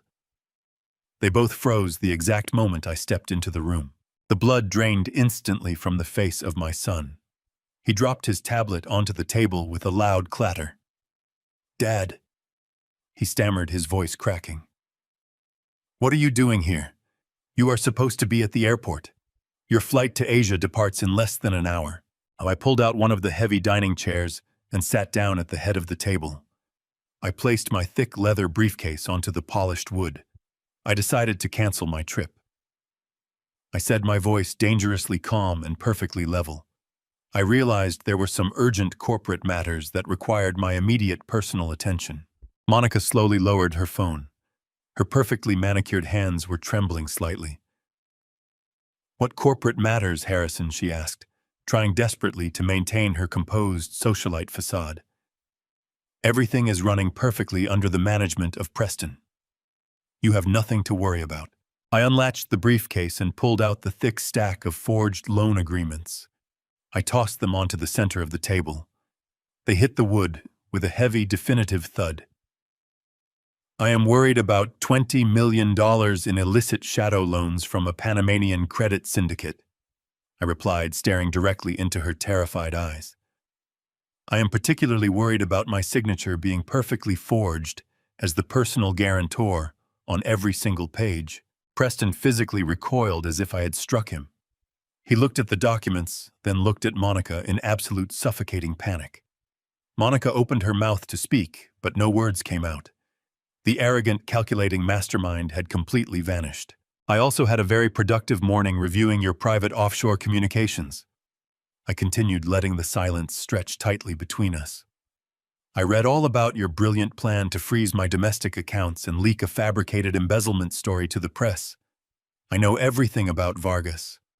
I know about the underground casinos in Las Vegas. I know that you lost $20 million of cartel money, Preston." Preston buried his face in his hands, letting out a pathetic, broken sob. "Dad, please," he begged, his voice muffled by his shaking fingers. "They were going to kill me. I did not have a choice. I needed the company to wash the money." "You always have a choice," I stated coldly, feeling absolutely no pity for the sobbing man across from me. "You chose to frame your own father. You chose to feed my entire legacy to violent criminals to save your own pathetic life." Monica suddenly stood up, her chair scraping harshly against the hardwood floor. "This is insane," she shouted, her voice shrill with rising hysteria. "We can just initiate the transfers right now. We can finalize the payments and walk away. You cannot stop the digital protocols, Harrison. The money is already programmed to move." I smiled. It was a cold, humorless expression. "I am afraid you are deeply mistaken, Monica," I told her. "The offshore holding accounts are completely empty. I drained every single cent of the $40 million back into a secure, federally monitored corporate treasury. I also completely erased your phantom ledgers from the internal servers. Your washing machine is broken." Monica physically stumbled backward, clutching the edge of the table for support. "You drained the accounts," she whispered in pure horror. "The syndicate is expecting their first balloon payment by noon today. If the money is not there, they will come looking for us. They will kill us both." "That sounds like a personal problem," I replied, picking up my briefcase and standing up from the table. "I strongly suggest you start packing your bags. The authorities have already been notified about the forged documents. The police are on their way to escort you off my property. You have exactly 10 minutes to leave my house before they arrive." Preston looked up at me, his eyes wide with absolute terror. "Dad, you cannot just abandon us to the cartel. We are family. You have to help us." I looked down at the son I had raised, the boy I had given the entire world to. "Family protects each other." "Preston," I said softly, "family does not forge signatures and plot assassinations. You are no longer my son. You are just a criminal who made a terrible gamble and lost everything." I turned my back on them and walked out of the dining room, leaving them entirely alone to face the devastating consequences of their own monstrous greed. I stepped out into the crisp morning air, pulling the heavy front doors shut behind me. The solid thud echoed across the circular driveway, marking the definitive end of my family. I walked toward my rented sedan, my posture rigid, my face a mask of absolute stone. I did not look back at the grand estate I had built. I slid into the leather driver's seat, started the engine, and drove away from Cherry Creek. I drove aimlessly for miles, navigating the awakening city streets without any destination in mind. Eventually, I found myself pulling into the empty parking lot of the dilapidated diner where I had met Diane. I turned off the ignition. The oppressive silence of the car wrapped around me, and the massive flood of adrenaline finally began to recede. It hit me all at once. The sheer crushing reality of what had just transpired collapsed onto my chest. I gripped the leather steering wheel, my knuckles turning white. A guttural sob tore through my throat, a sound I did not even recognize as my own. I wept for the little boy I had carried on my shoulders. I wept for the proud father who had stood beaming at a college graduation. I wept for the beautiful illusion of a loving family that I had so desperately protected. It was a visceral, agonizing morning. In that quiet car, the man who was merely a father completely died. He was buried under a mountain of forged signatures, cartel debts, and unimaginable betrayal. I let the hot tears fall freely, grieving the loss of my only son. The innocent child who used to look up to me with complete trust had effectively died the moment he decided to forge my name. He was gone, replaced by a cowardly stranger willing to send me to slaughter. For 20 minutes, I allowed the profound heartbreak to run its natural course. I allowed the raw pain to thoroughly wash over me completely, washing away any lingering, pathetic shreds of false denial. But as the morning sun breached the horizon, casting sharp rays of light through the windshield, the tears stopped. The deep, agonizing grief rapidly began to burn away. In its place, a freezing, absolute clarity settled over my mind. The sorrow calcified into pure, unadulterated fury. I wiped my face with the back of my hand and stared at my reflection in the rearview mirror. The devastated, heartbroken father was permanently gone. Staring back at me was the ruthless, calculating architect of Caldwell commercial real estate. The man who had crushed powerful competitors, navigated brutal market crashes, and built a billion-dollar empire from a single desk. Preston had wildly underestimated the very man who gave him his entire life. He believed my age equated to weakness. He mistook my paternal patience for corporate complacency. He had forgotten who he was dealing with. I was not a fragile old man waiting to be pushed into the shadows. I was the undisputed apex predator of my entire competitive industry, and my company was currently under a direct, hostile attack. I refused to simply roll over and let a pair of greedy amateurs steal the legacy I had sacrificed my adult life to create. I started the engine and drove straight back to the motel. The drive felt entirely different now. Every movement was precise, every thought sharply focused on absolute survival. When I walked back into room number 7, Diane was sitting at the scratched desk, her eyes wide with apprehension. "Are you all right?" she asked, carefully, studying the hardened lines of my face. "I have never been better," I replied, my voice carrying the crisp, authoritative tone of a chief executive stepping into the boardroom. "The familial ties are severed. Preston and Monica are entirely on their own. Now we secure the perimeter and execute the counter-offensive. Diane immediately straightened her posture visibly, recognizing the incredibly distinct fundamental shift in my demeanor. The CEO had returned. "What are your orders, Harrison?" she asked, her fingers hovering over the laptop keyboard. "We need to legally and publicly completely dismantle Preston," I instructed, pacing the narrow floor with renewed, terrifying energy. "The cartel will target him because he is the one who lost their money, but we must ensure my absolute distance from his toxic fallout. First, compile a comprehensive, irrefutable dossier of his embezzlement. I want every single forged signature, every fraudulent shadow loan agreement, and every single encrypted digital communication between Monica and Vargas perfectly and neatly organized. We are going to hand-deliver this dossier to the Federal Bureau of Investigation, the Securities and Exchange Commission, and the major financial press simultaneously. We will control the narrative from the very first second." Diane nodded sharply, pulling up the decrypted files. "What about the domestic corporate accounts?" she asked. "Initiate a full, immediate corporate lockdown," I commanded. "Contact our primary domestic banking partners. Use my master founder credentials to completely freeze all executive operating accounts. I want Preston physically locked out of the entire building. Send an emergency directive to corporate security. His access badge is revoked. His executive authority is instantly terminated, and he is banned from setting foot on any Caldwell property. I want him isolated, desperate, and entirely cut off from my resources." I pulled the squeaky motel chair out and sat down next to Diane, watching her execute the commands with ruthless efficiency. "We are finally going to aggressively purge the infection.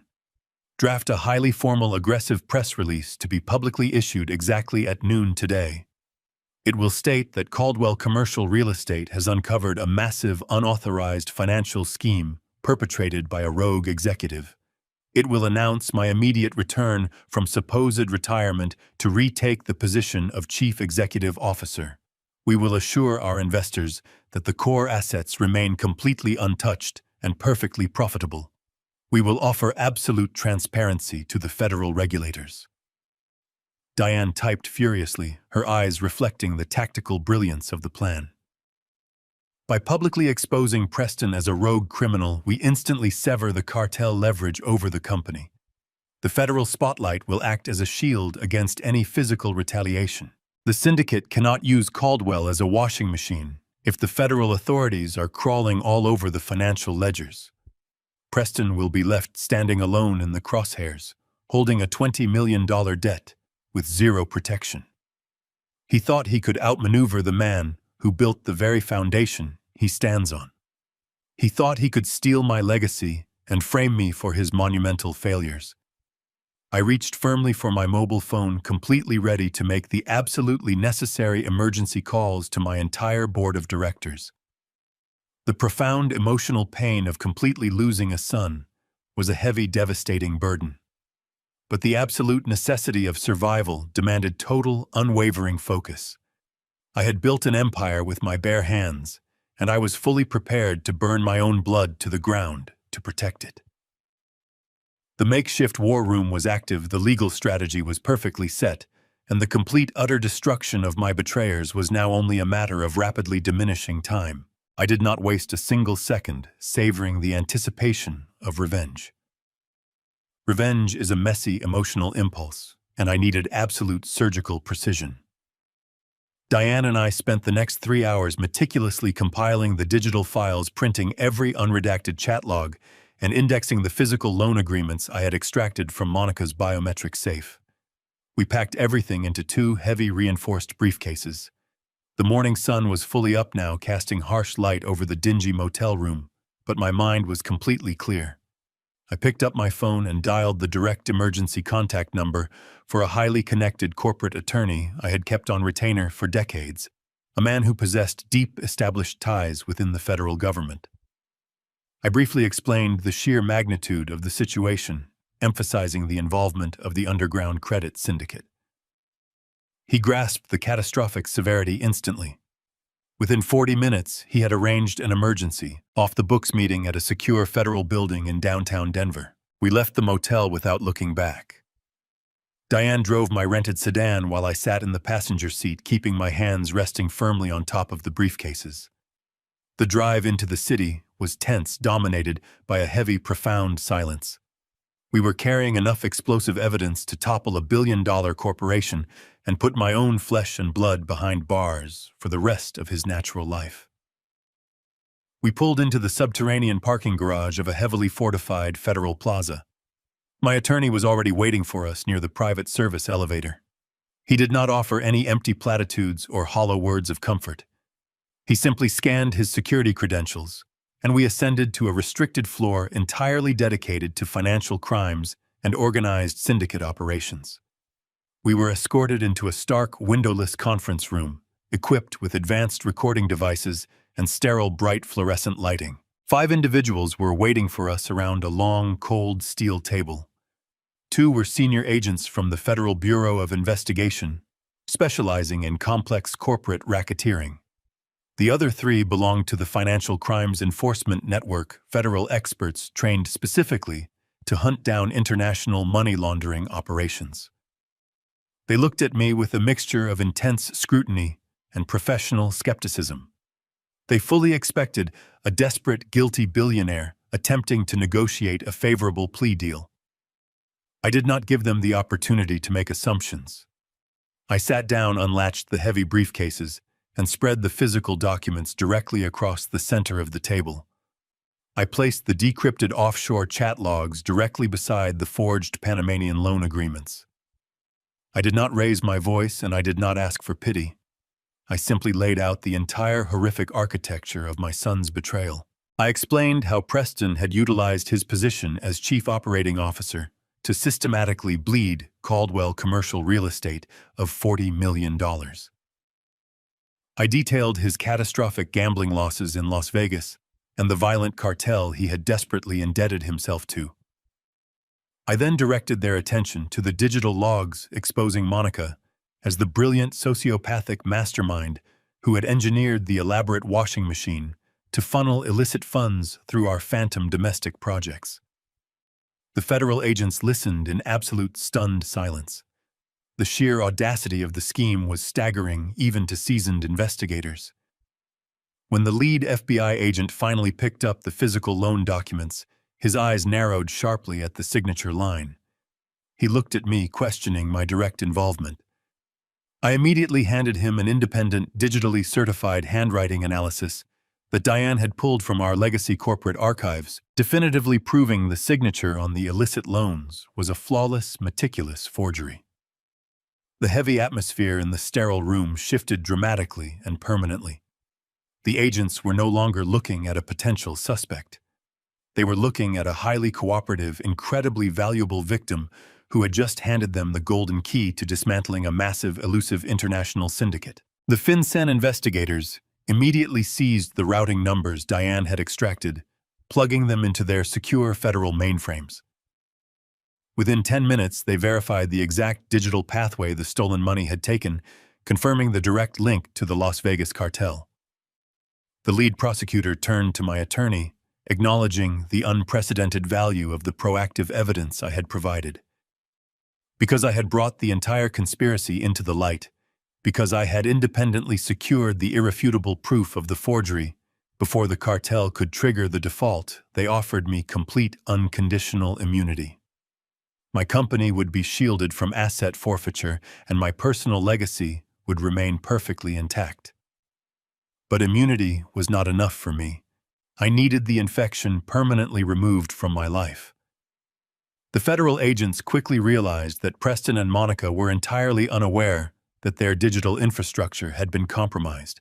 They still believed the $40 million was safely sitting in the offshore holding accounts, waiting for the final scheduled transfer to the syndicate brokers. This presented an extraordinary tactical opportunity. The lead FBI agent outlined a massive coordinated trap. We would not alert Preston or Monica.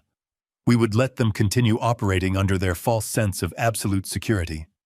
The Federal Cyber Division would secretly monitor the compromised offshore accounts, waiting for the exact moment the cartel brokers attempted to finalize the massive withdrawal.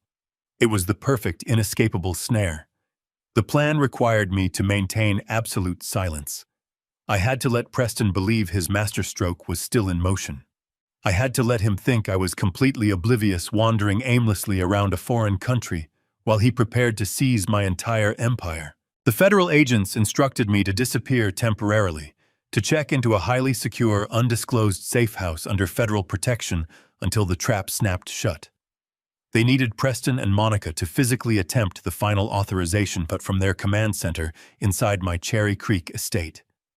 That final desperate digital keystroke would be the absolute undeniable proof of their direct knowing participation in the cartel money laundering operation.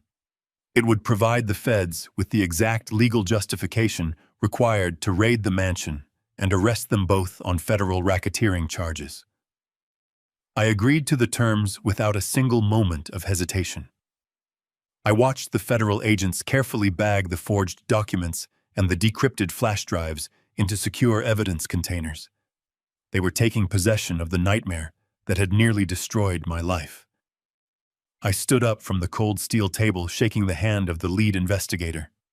The profound, suffocating weight that had settled on my chest since I first discovered the betrayal was finally lifting.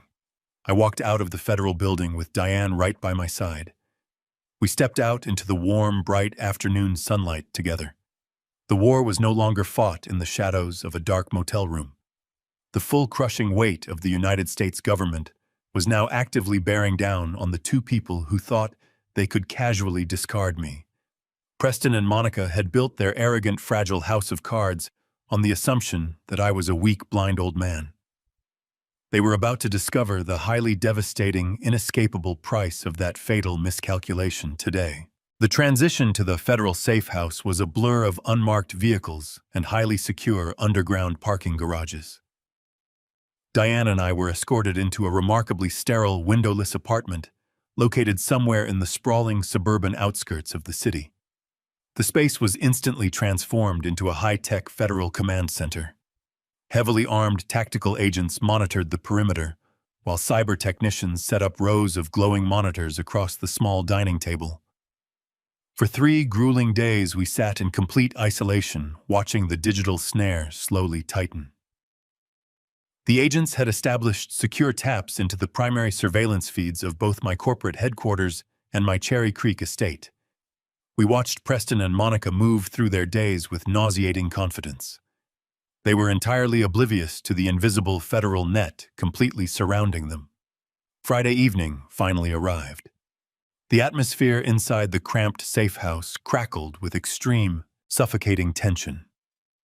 This was the exact night Preston and Monica had selected to execute their grand public performance.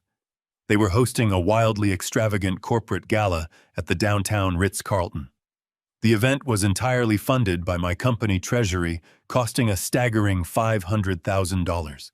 It was officially billed as a reassurance summit for our most elite investors and prominent media contacts. The lead federal agent handed me a secure tablet streaming a live high-definition video feed directly from the hotel ballroom. Undercover operatives had seamlessly infiltrated the catering staff and the audiovisual production team. I stared at the vibrant screen, watching the absolute pinnacle of my son and his treacherous wife celebrating their supposed victory. The grand ballroom was a sickening display of profound, unmatched corporate gluttony. Towering arrangements of imported white orchids rested on every single table. Waiters in pristine tuxedos circulated through the dense crowd, carrying silver trays loaded with crystal flutes of premium vintage champagne. A classical string quartet played soft, soothing melodies from a raised velvet platform. It was a brilliant, flawless theatrical production designed to project absolute stability and immense wealth to a terrified room of wealthy stakeholders. Monica was holding court near the grand entrance, wearing a stunning, custom-tailored black designer gown. She was playing the role of the devastated, deeply supportive daughter-in-law with terrifying perfection. I watched her place a perfectly manicured hand over her heart, offering somber, practiced smiles to the worried investors who approached her. She wiped away non-existent tears, speaking softly about the immense tragedy of my supposed cognitive decline. Her performance was absolutely chilling. She was a master manipulator, effortlessly twisting the narrative to completely isolate my legacy. Preston stood nearby, completely surrounded by aggressive financial journalists and anxious board members. He wore a sharp, dark charcoal suit, looking the part of the reluctant, heroic successor, taking the heavy reins of a broken empire. The sheer, unadulterated arrogance radiating from his posture made my stomach turn. He frequently checked his expensive platinum watch. He believed that at this exact moment, my international flight was making its final descent into the humid darkness of Cambodia. He fully believed I was walking blindly off a plane and directly into the waiting, violent hands of a ruthless credit syndicate. He thought his massive, deadly problem was currently being permanently erased on the other side of the planet. I watched him casually sip his champagne, completely unaware that his every single movement was being recorded by federal agents.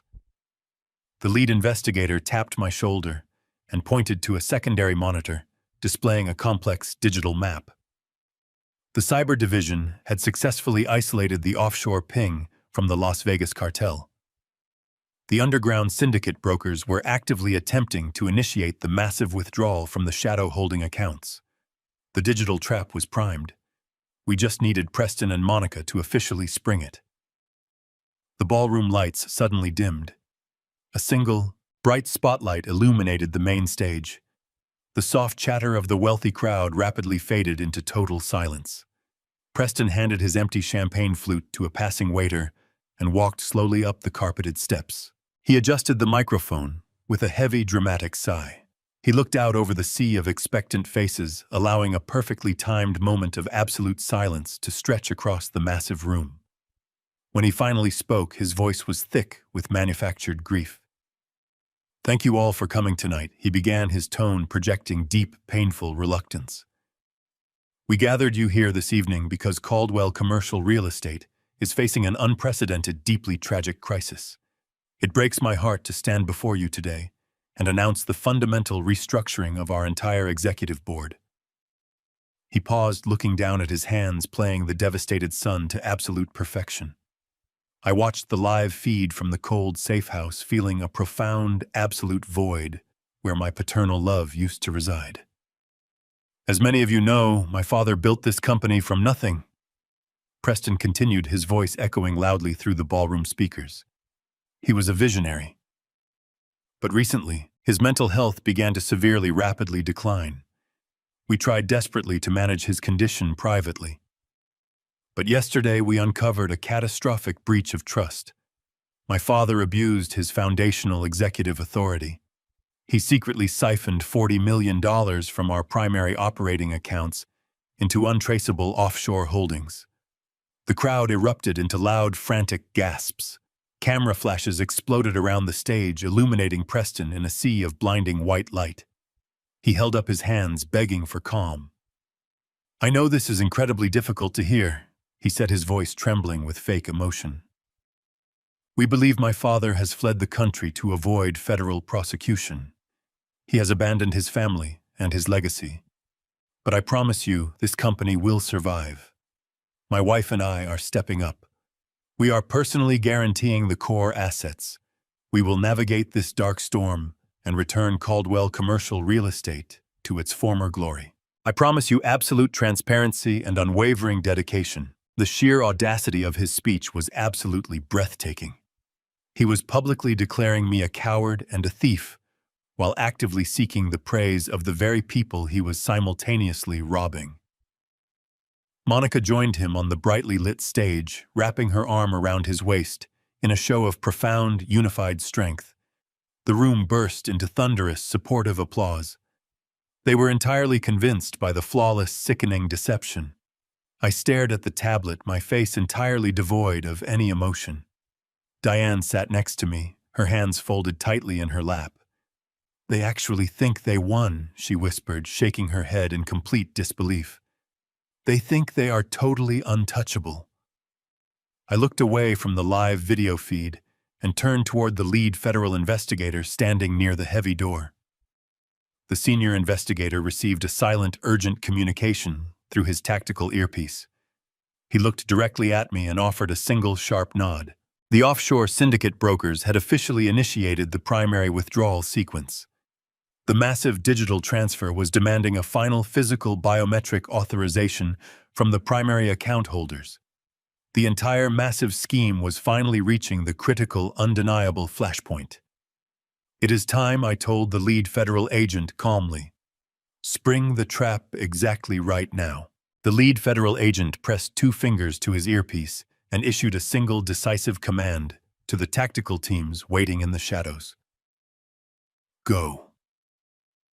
That single syllable was the absolute death knell for my son. I stood up from the folding chair in the safe house, smoothing the lapels of my dark, custom-tailored suit.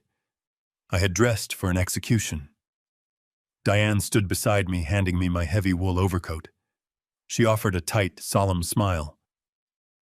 "It is time to reclaim your empire, Harrison," she said softly. I thanked her, stepped out of the sterile apartment, and walked down to the waiting black sport utility vehicle. 2 armed agents escorted me into the spacious back seat. The drive back into the heart of downtown Denver was swift and silent. The city lights blurred past the tinted windows, reflecting the cold, calculated fury that had entirely consumed my heart. I was no longer a grieving father. I was a man who had been pushed to the absolute brink of destruction, and I was about to return the favor with catastrophic interest. We pulled into the subterranean loading dock of the Ritz-Carlton.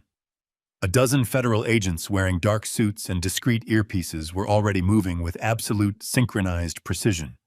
They had secured the entire lower perimeter, sealing every single exit from the grand ballroom above. The trap was locked. There was absolutely no way out. The lead agent led me toward the private service elevators. We ascended to the mezzanine level in complete silence. The air grew thick with the muffled sounds of the extravagant gala taking place just down the corridor. As the elevator doors slid open, I could hear Preston. His voice was amplified by the massive sound system echoing down the long carpeted hallway. He was right in the middle of his sickening performance. He was actively describing the profound heartbreak of a son forced to clean up the catastrophic mess left behind by a criminal, cowardly father. I walked slowly down the corridor, my expensive leather shoes making no sound against the thick, plush carpet. 2 federal agents walked 3 paces behind me, their presence a silent, terrifying promise of the justice about to be delivered. I stopped right outside the massive, heavy mahogany doors leading directly into the main ballroom. I could hear the wealthy investors murmuring in sympathetic agreement with Preston. I could picture Monica standing right beside him, projecting her flawless, supportive facade. They were bathing in the stolen spotlight, fully believing they had successfully orchestrated the perfect, undeniable corporate coup. They believed I was currently shivering in a foreign country, completely terrified, and waiting for a violent cartel assassin to find me. The absolute arrogance of their assumption fueled my every step. I placed my hands flat against the polished wood of the heavy double doors. I took one final deep breath, letting the freezing clarity of absolute power wash over my entire body. I pushed the heavy mahogany doors open with tremendous violent force. They swung wide and slammed loudly against the interior walls, producing a sharp, explosive sound that instantly shattered the reverent atmosphere of the ballroom. The heavy, dramatic noise echoed like a gunshot. The entire sea of wealthy investors, board members, and eager financial journalists universally turned their heads toward the back of the room. The absolute suffocating silence that instantly fell over the massive space was heavy enough to crush stone. I stood perfectly still in the wide doorway. The bright, harsh chandeliers reflected off the pristine fabric of my sharp, dark suit. I did not look like a broken, cowardly fugitive. I radiated absolute, undeniable authority. I was the true, undisputed patriarch of Caldwell commercial real estate, and I had returned to my rightful throne. My eyes locked immediately onto the brightly lit stage. Preston was standing frozen at the podium. He had been right in the middle of wiping a perfectly timed fake tear from his cheek. His hand hovered uselessly in the air. All the color instantly drained from his face, leaving him looking like a terrified, hollow ghost. He physically swayed, grabbing the edges of the wooden podium just to keep himself standing. Beside him, Monica let out a short, high-pitched gasp of pure, unadulterated horror. Her confident, manipulative mask completely shattered into a million irreparable pieces. Her dark eyes went wide with a profound, primitive panic as she stared directly at the man she truly believed she had permanently buried. I began my long, deliberate walk down the center aisle of the grand ballroom. The massive crowd of elites automatically parted for me like a terrified flock of sheep. I did not look at any of them. I kept my freezing, relentless gaze permanently fixed on the trembling coward standing on the stage. The only sound in the entire room was the steady, rhythmic clicking of my leather shoes against the floor. Every single step I took drove another heavy nail directly into the coffin of their elaborate, deceitful conspiracy. The federal agents filtered into the room behind me quietly and efficiently, securing every single exit door. I reached the carpeted steps leading up to the main stage. I walked up them with smooth, practiced ease. Preston was physically shaking. His breathing was rapid and shallow. He looked exactly like a cornered animal realizing the inescapable trap had just violently snapped shut. I stepped right up to the podium, completely invading his personal space. He smelled of cold sweat and expensive cologne. I reached out and firmly gripped the microphone, prying it slowly and deliberately from his trembling, sweaty fingers. He did not possess the strength to resist. I looked at Monica, who was hyperventilating just 2 feet away, and then I turned to address the dead, silent room. I did not flee Preston. I said, my voice rolling through the massive speakers with absolute thunderous clarity. I just took a little detour to take back exactly what is mine. The massive, wealthy audience immediately gasped out loud in collective, profound, and absolute shock. I turned my head slightly, looking directly into my son's terrified, weeping eyes. I did not go to Cambodia. I told him, speaking softly enough that only he and Monica could hear the absolute finality in my tone. I went directly to the Federal Bureau of Investigation. I then went straight to the Financial Crimes Enforcement Network. I drained the Panamanian offshore accounts entirely dry before the sun even came up this morning. The syndicate brokers tried to withdraw their money exactly 30 minutes ago, and they found absolutely nothing. You are completely bankrupt, Preston, and you are entirely surrounded by federal agents. You played an incredibly dangerous game with exceptionally violent people, and you lost everything today. Preston let out a pathetic, broken whimper, his knees finally giving out completely. He collapsed onto the stage, burying his face in his trembling hands, as the reality of his total destruction finally crushed him. Monica screamed loudly as the heavily armed tactical agents moved in rapidly from the dark shadows to arrest them both. I stood tall and firm, silently watching pure, absolute, and unyielding justice finally arrive. The heavy doors at every corner of the ballroom swung open with explosive force. Over 24 federal agents in dark tactical gear flooded the venue. The blinding chandeliers reflected off the stark lettering across their vests. The velocity of their entrance sent a shockwave of pure panic rippling through the crowd. Wealthy investors and journalists scattered in absolute terror, dropping champagne flutes that shattered against the marble floors. The string quartet abruptly stopped playing, replaced by the commanding shouts of investigators securing the perimeter. I did not move a single muscle. I stood firmly at the edge of the stage, my posture completely rigid, silently watching the inescapable reality of my trap closing tightly around the people who had tried to bury me. Monica was the first to break. Her socialite persona dissolved into raw desperation. She let out a piercing scream that echoed across the room. She grabbed the layers of her gown, ripping the fabric as she sprinted toward the rear exit. She pushed past terrified waiters and stumbled over overturned chairs in a pathetic attempt to escape. She did not make it very far. 3 agents intercepted her before she could reach the curtains. They moved with calculated efficiency, grabbing her flailing arms and driving her down onto the floor. Monica shrieked wildly, kicking her heels and sobbing as the steel handcuffs snapped around her wrists. The elite society she had tried to impress watched in horrified silence as she was yanked to her feet, her perfect makeup ruined by panicked tears. Preston did not run. He could not run. He was incapable of standing. My son remained crumpled on the brightly lit stage.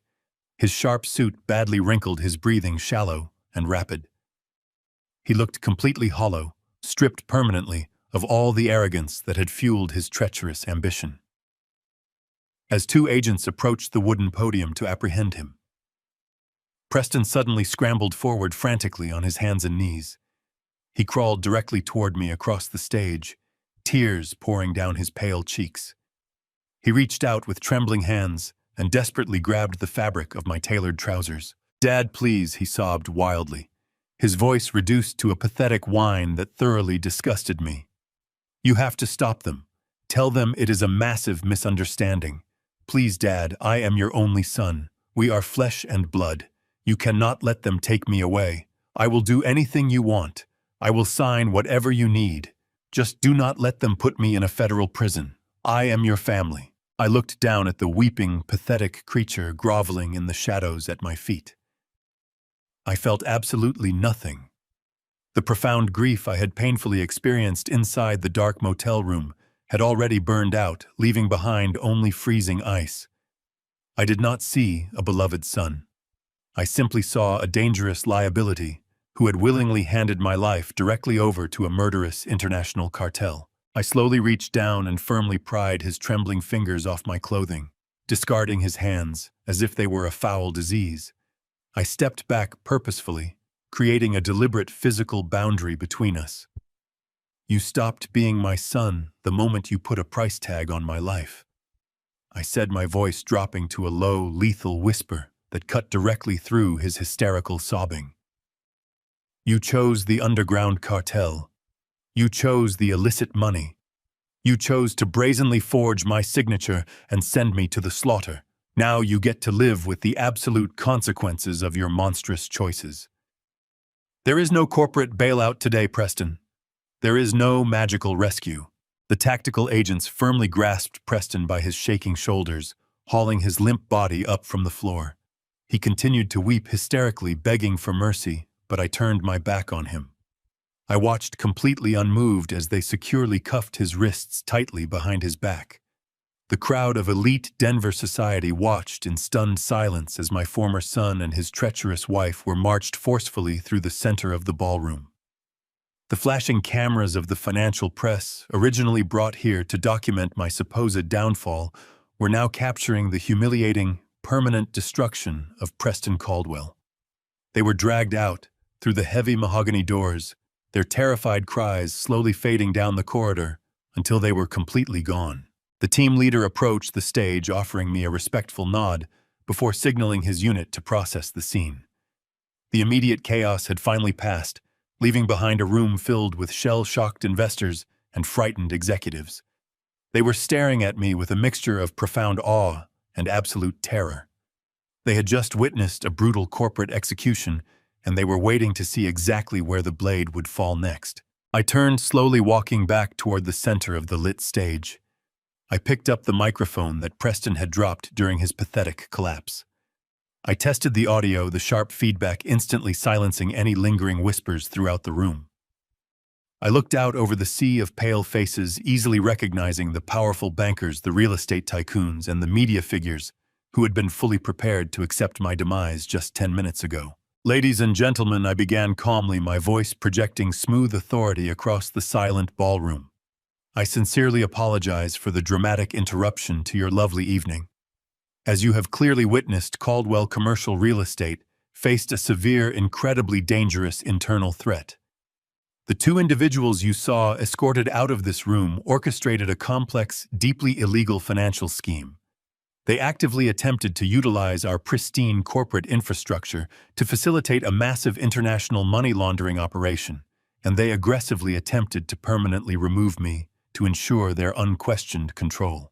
I paused purposefully, letting my gaze sweep deliberately across the front rows of the captivated audience. "But as you can clearly see, the recent reports of my mental decline have been vastly significantly exaggerated. I did not cowardly flee the country. I proactively collaborated with the Federal Bureau of Investigation and the Financial Crimes Enforcement Network.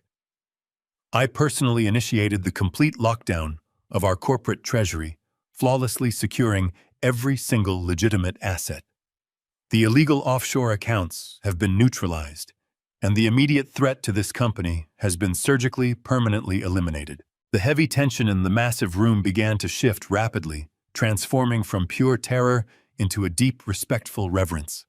I firmly gripped the sides of the wooden podium, leaning forward slightly to deliver my absolute final promise to the industry.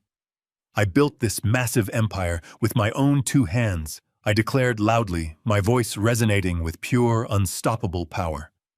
I built it on a solid foundation of absolute stability, fierce loyalty, and unyielding, relentless strength. Let tonight serve as a permanent, undeniable reminder to absolutely anyone who mistakenly believes this company is vulnerable. Caldwell Commercial Real Estate is completely secure. The core operations remain incredibly profitable, and our financial future is perfectly bright. I have officially returned to my rightful position as Chief Executive Officer, and I promise you all, we are forcefully moving forward, stronger and infinitely more ruthless than ever before. 6 months later. The chaotic dust of the scandal had completely settled over Caldwell Commercial Real Estate. The massive federal investigation had swiftly concluded with absolute efficiency. We purged every single trace of the fraudulent shadow ledgers from our corporate network. Our legitimate investors quickly rallied behind the incredible display of proactive transparency. I permanently appointed Diane as the new Chief Financial Officer. She had earned the position with her unmatched brilliance and her absolute loyalty during our darkest hours. The corporate culture was entirely transformed. We were leaner, much stronger, and infinitely more resilient. The heavy burden of a looming betrayal no longer poisoned my daily operations. I sat comfortably behind my massive oak desk looking out over the sprawling Denver skyline, feeling a profound sense of total control. But there was one final necessary chapter to close. The federal sentencing had occurred 3 weeks ago. Monica had accepted a brutal plea deal, testifying extensively against the underground syndicate brokers to secure a slightly reduced sentence. Preston had desperately attempted to negotiate a similar arrangement, but he possessed no useful information to trade. The cartel had kept him completely in the dark, treating him merely as a useful, expendable idiot. He was sentenced to 12 years in a maximum security federal penitentiary. I had ignored every single frantic phone call and every desperate letter he sent during the lengthy legal proceedings. Today, I had finally decided to visit him, not to offer any measure of comfort, but to definitively sever the final lingering ties of a broken past. The drive to the remote federal prison facility took 2 hours. The landscape gradually shifted from bustling city streets to vast, empty expanses of barren Colorado plains. I parked my car in the austere visitor lot, stepped out, and buttoned my heavy winter coat against the freezing morning wind. I walked through the heavily fortified security checkpoints with a completely blank expression. The guards searched me thoroughly and directed me into a stark, brightly lit visitation room. The walls were painted a sickening shade of pale green. Heavy steel tables were bolted directly to the concrete floor. The air smelled strongly of harsh chemical bleach and human despair. I sat down at the designated table and waited in the suffocating silence. 10 minutes later, a heavy metal door slid open with a loud mechanical clatter. 2 armed correctional officers marched Preston into the room. The sight of my former son was genuinely shocking. The arrogant, impeccably groomed executive was completely gone. He was wearing a shapeless, faded orange jumpsuit that hung loosely on his shrinking frame. His skin was incredibly pale, stretched tightly across his cheekbones. His hair was messy and unkempt. The dark, heavy bags beneath his eyes spoke of endless, terrifying nights spent in absolute fear. He sat down heavily across from me, keeping his gaze firmly fixed on the scratched metal table between us. He looked like a shattered, empty shell of a human being. "Thank you for coming," he mumbled, his voice raspy and remarkably weak. "I was beginning to think you would never speak to me again." "I am not here to offer you absolution." "Preston," I replied, keeping my tone perfectly flat and devoid of any paternal warmth. I came here today to close this chapter permanently. I came to look you in the eyes and ensure you fully comprehend the absolute finality of your situation." Preston finally looked up and his eyes were brimming with desperate tears. "Dad, please," he begged, leaning forward against the steel table. "I am begging you for help. This place is an absolute nightmare. The people in here are violent monsters. I cannot survive 12 years in this cage. I need you to hire a better legal team. I need you to fund a massive appellate campaign. We can argue that I was under extreme duress from the cartel. We can say they forced me to sign those forged documents. You have unlimited resources. You can easily afford the best defense attorneys in the country. You can get me out of here. Please, Dad. I am your family." I stared at him, feeling absolutely zero empathy for the weeping man sitting across from me. He was still trying to manipulate the situation. He was still entirely refusing to accept personal responsibility for his treacherous actions. "You are exactly where you belong," I stated coldly, refusing to break eye contact. "You made a conscious, deliberate choice to borrow tens of millions of dollars from a violent criminal syndicate. You chose to secretly gamble away an absolute fortune in underground casinos. You chose to forge my signature and actively attempt to frame me for your catastrophic failures.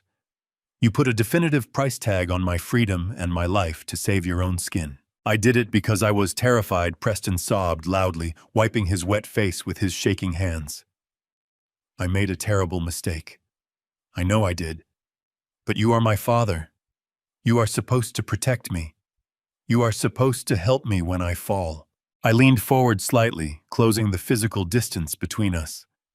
"True accountability means facing the devastating consequences of your actions entirely alone," I told him, my voice dropping to a harsh, lethal whisper. "I gave you every conceivable advantage in this world. I gave you an elite education, a massive trust fund, and a prominent seat at the head of a billion-dollar empire. You squandered every single gift because you possessed absolutely zero character. You are not a victim, Preston. You are the sole architect of your own destruction. I will not spend a single cent of my hard-earned money trying to save you from the prison sentence you entirely deserve." Preston stared at me in absolute horrifying shock. His desperate tears stopped flowing, completely replaced by a look of profound, crushing realization. He finally understood that the massive safety net he had exploited his entire life was permanently gone. The unlimited bank accounts were closed. The protective father was completely dead. He was utterly terrifyingly alone. I stood up slowly from the cold metal chair. I adjusted the lapels of my heavy coat and looked down at him one last time. "Goodbye, Preston," I said firmly. I turned around and walked purposefully toward the heavy exit door. I did not look back when he suddenly began to sob loudly behind me. I did not hesitate when the armed guards ordered him to stand up and return to his miserable cell. I walked straight through the sterile security corridors, my footsteps echoing with absolute certainty. The heavy steel gates buzzed loudly and slid open, allowing me to step outside into the crisp, freezing Colorado air. The bright morning sun hit my face, warming my skin against the biting winter wind. I took a deep, cleansing breath, filling my lungs with pure, unburdened freedom. The toxic leeches were finally gone. My empire was entirely secure. I walked toward my waiting car, fully ready to embrace a new, powerful chapter of my life.